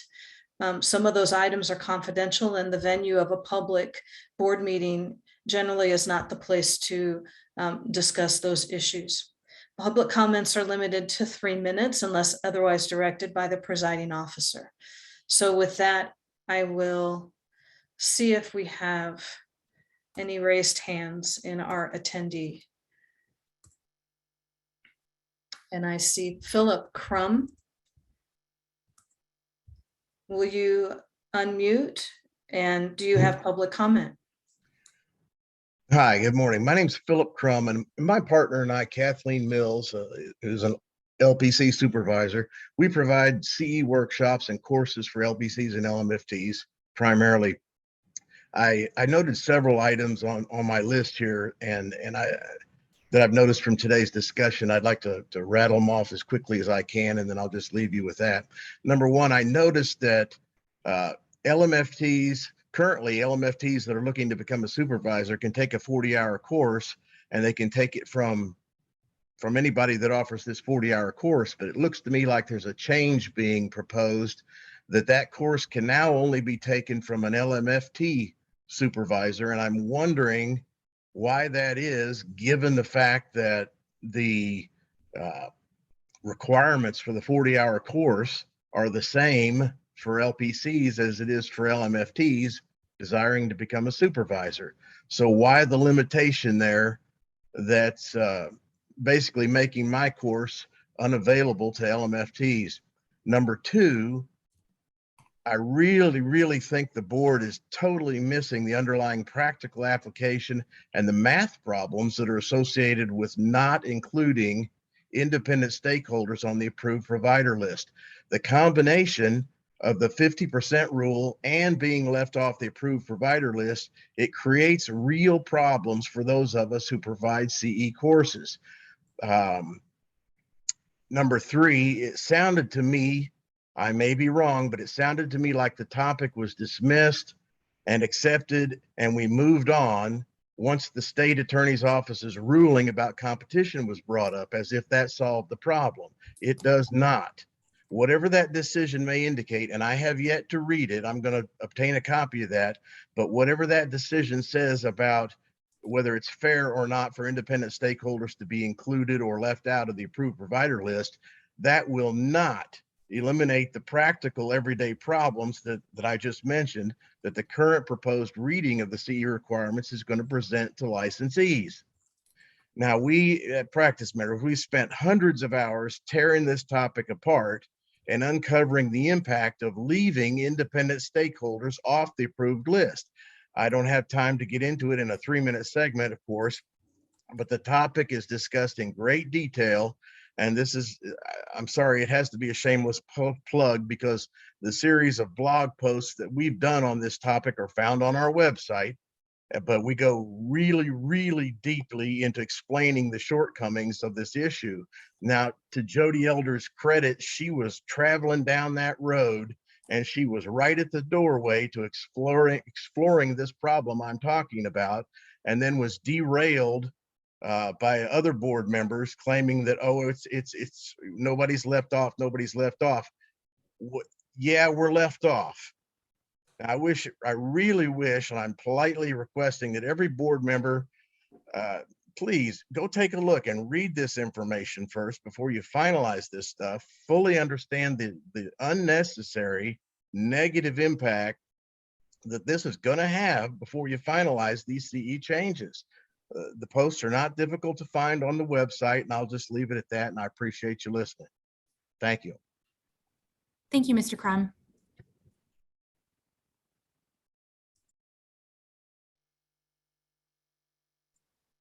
I see no other raised hands among those who have attended by computer. I have one who's attended by telephone. Caller, do you have public comment?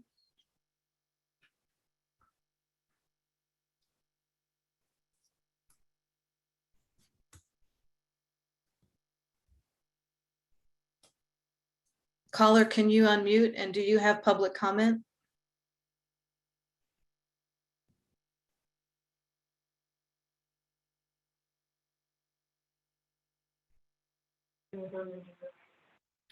I see that you've unmuted. Can you speak? Can you speak up? Can you hear me now? Yes, thank you. Okay, great. I had multiple things blocking me. This is Pamela Bermender. I'm a licensed marriage and family therapist and approved supervisor.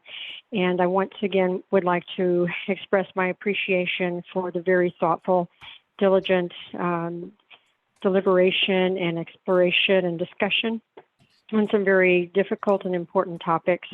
I know it's going to take a number of us a while to kind of digest the volume of changes or shifts in the CEUs and how that kind of plays out for those who are providing the CEU services, as well as for the different situations, like just like an LMFT versus an LMFT supervisor, and then the combination of those who do telehealth and don't, to kind of weed their way through what all is required and what is remaining that they're able to take from. But I do want to express my appreciation once again for the diligent efforts, and not just for the board, but also for the staff in handling so much of the day-to-day, week-to-week, and month-to-month efforts that are required in this continuing and evolving and changing environment, and also the move. So once again, thank you so much. Thank you, Ms. Berlander. Appreciate it. Reverend Dr. Skoma, do you have a comment? Just wondered if it would be appropriate to ask for the website that Mr. Crum was referencing. I would be happy to wade into those waters, but I honestly do not know where to go look for what he was recommending. Okay. Mr. Crum, do you have that website? I do. It's practicementors.us. I'd be happy if someone will give me a single email address. I'd be happy to send a list of links to those very specific blog posts, save you a lot of trouble. Does he have access to the chat feature? Could he perhaps put it in there and we could copy and paste? We generally don't, because it's a public meeting and we can't control what's put into the chat. Mr. Correct. Crum, you're a licensee, an No, LPC? I am not. My partner is. Do you know? I'm happy to send it to Daryl if you can get him to forward it to you. Would that That's be fine. Okay, I'll do that here in about the next 10 minutes, and it'll be in his inbox. Maybe Patrick, if he's not listening, perhaps Mr. Hyde can tell him, hey, check your inbox and forward that email, will you? Ms. Elder or Dr. Elder? I'm just curious if there's still an opportunity for public comment where Mr. Crum could organize his thoughts and submit through the public comment process, or if that has closed. So the public comment on the CE rules closed on May 22nd. Mr. Crum can at any time submit written public comment to the board on any issue that's under the board's jurisdiction. So for example, during this meeting, the Rules Committee was tasked with considering the CE rules in regard to crisis management. I could, if I receive written public comment from Mr. Crum, I could include that in the materials for the Rules Committee to consider, and the Rules Committee could make recommendation to the board, et cetera. So it's never a completely closed issue.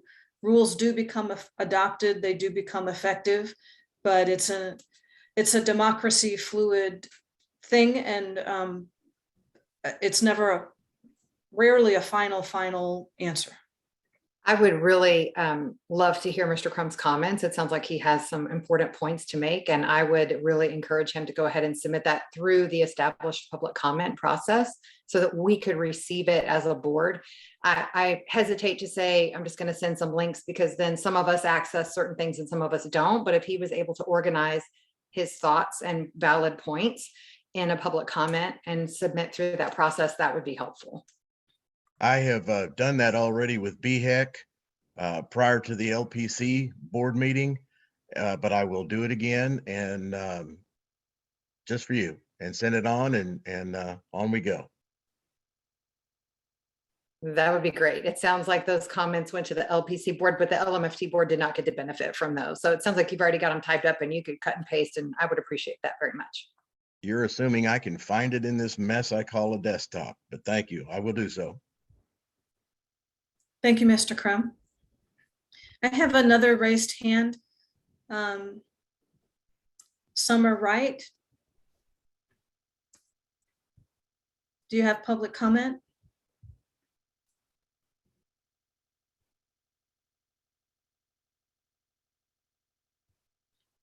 Ms. Wright, can you unmute, and do you have public comment?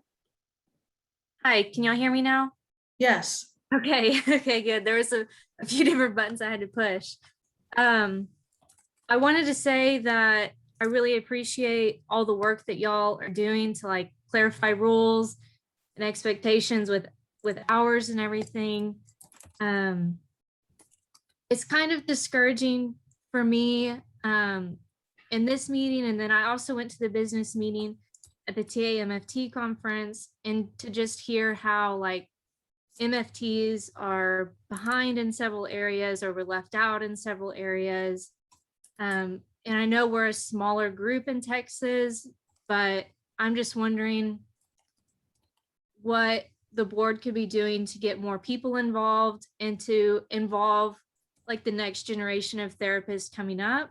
Because I think y'all are working very hard, but there's only so much that y'all can do when y'all are limited on staff and limited on the number of people involved. And so I'm just wondering like how much effort is put into getting more people involved at this level and including the new therapists that are coming in. So that was it. Thank you, Ms. Wright.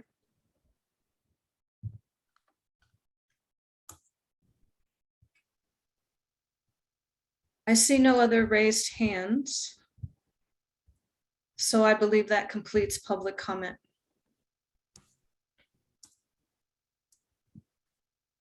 Okay, then we will move on to agenda item number 20, announcements and comments not requiring board action, such as statements regarding conferences and other recent or upcoming events.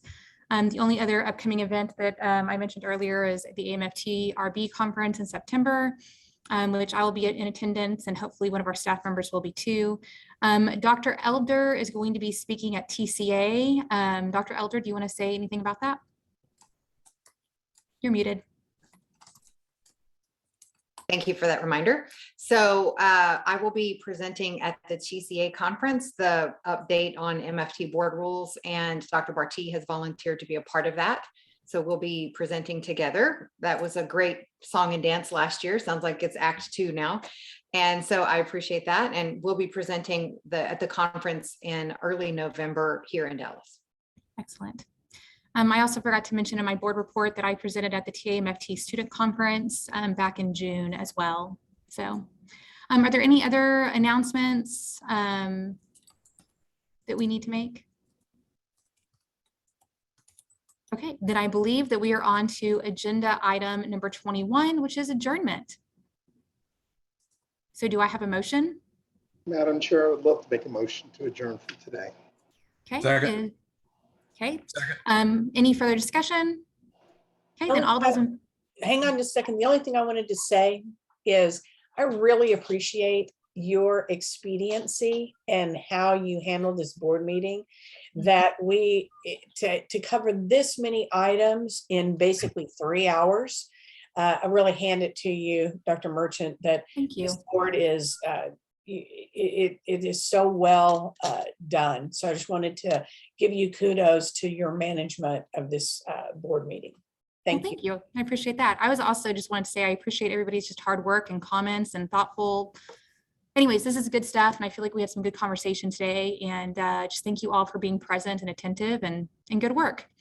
So with that, we will adjourn at 12:10. Y'all have a great rest of your Friday.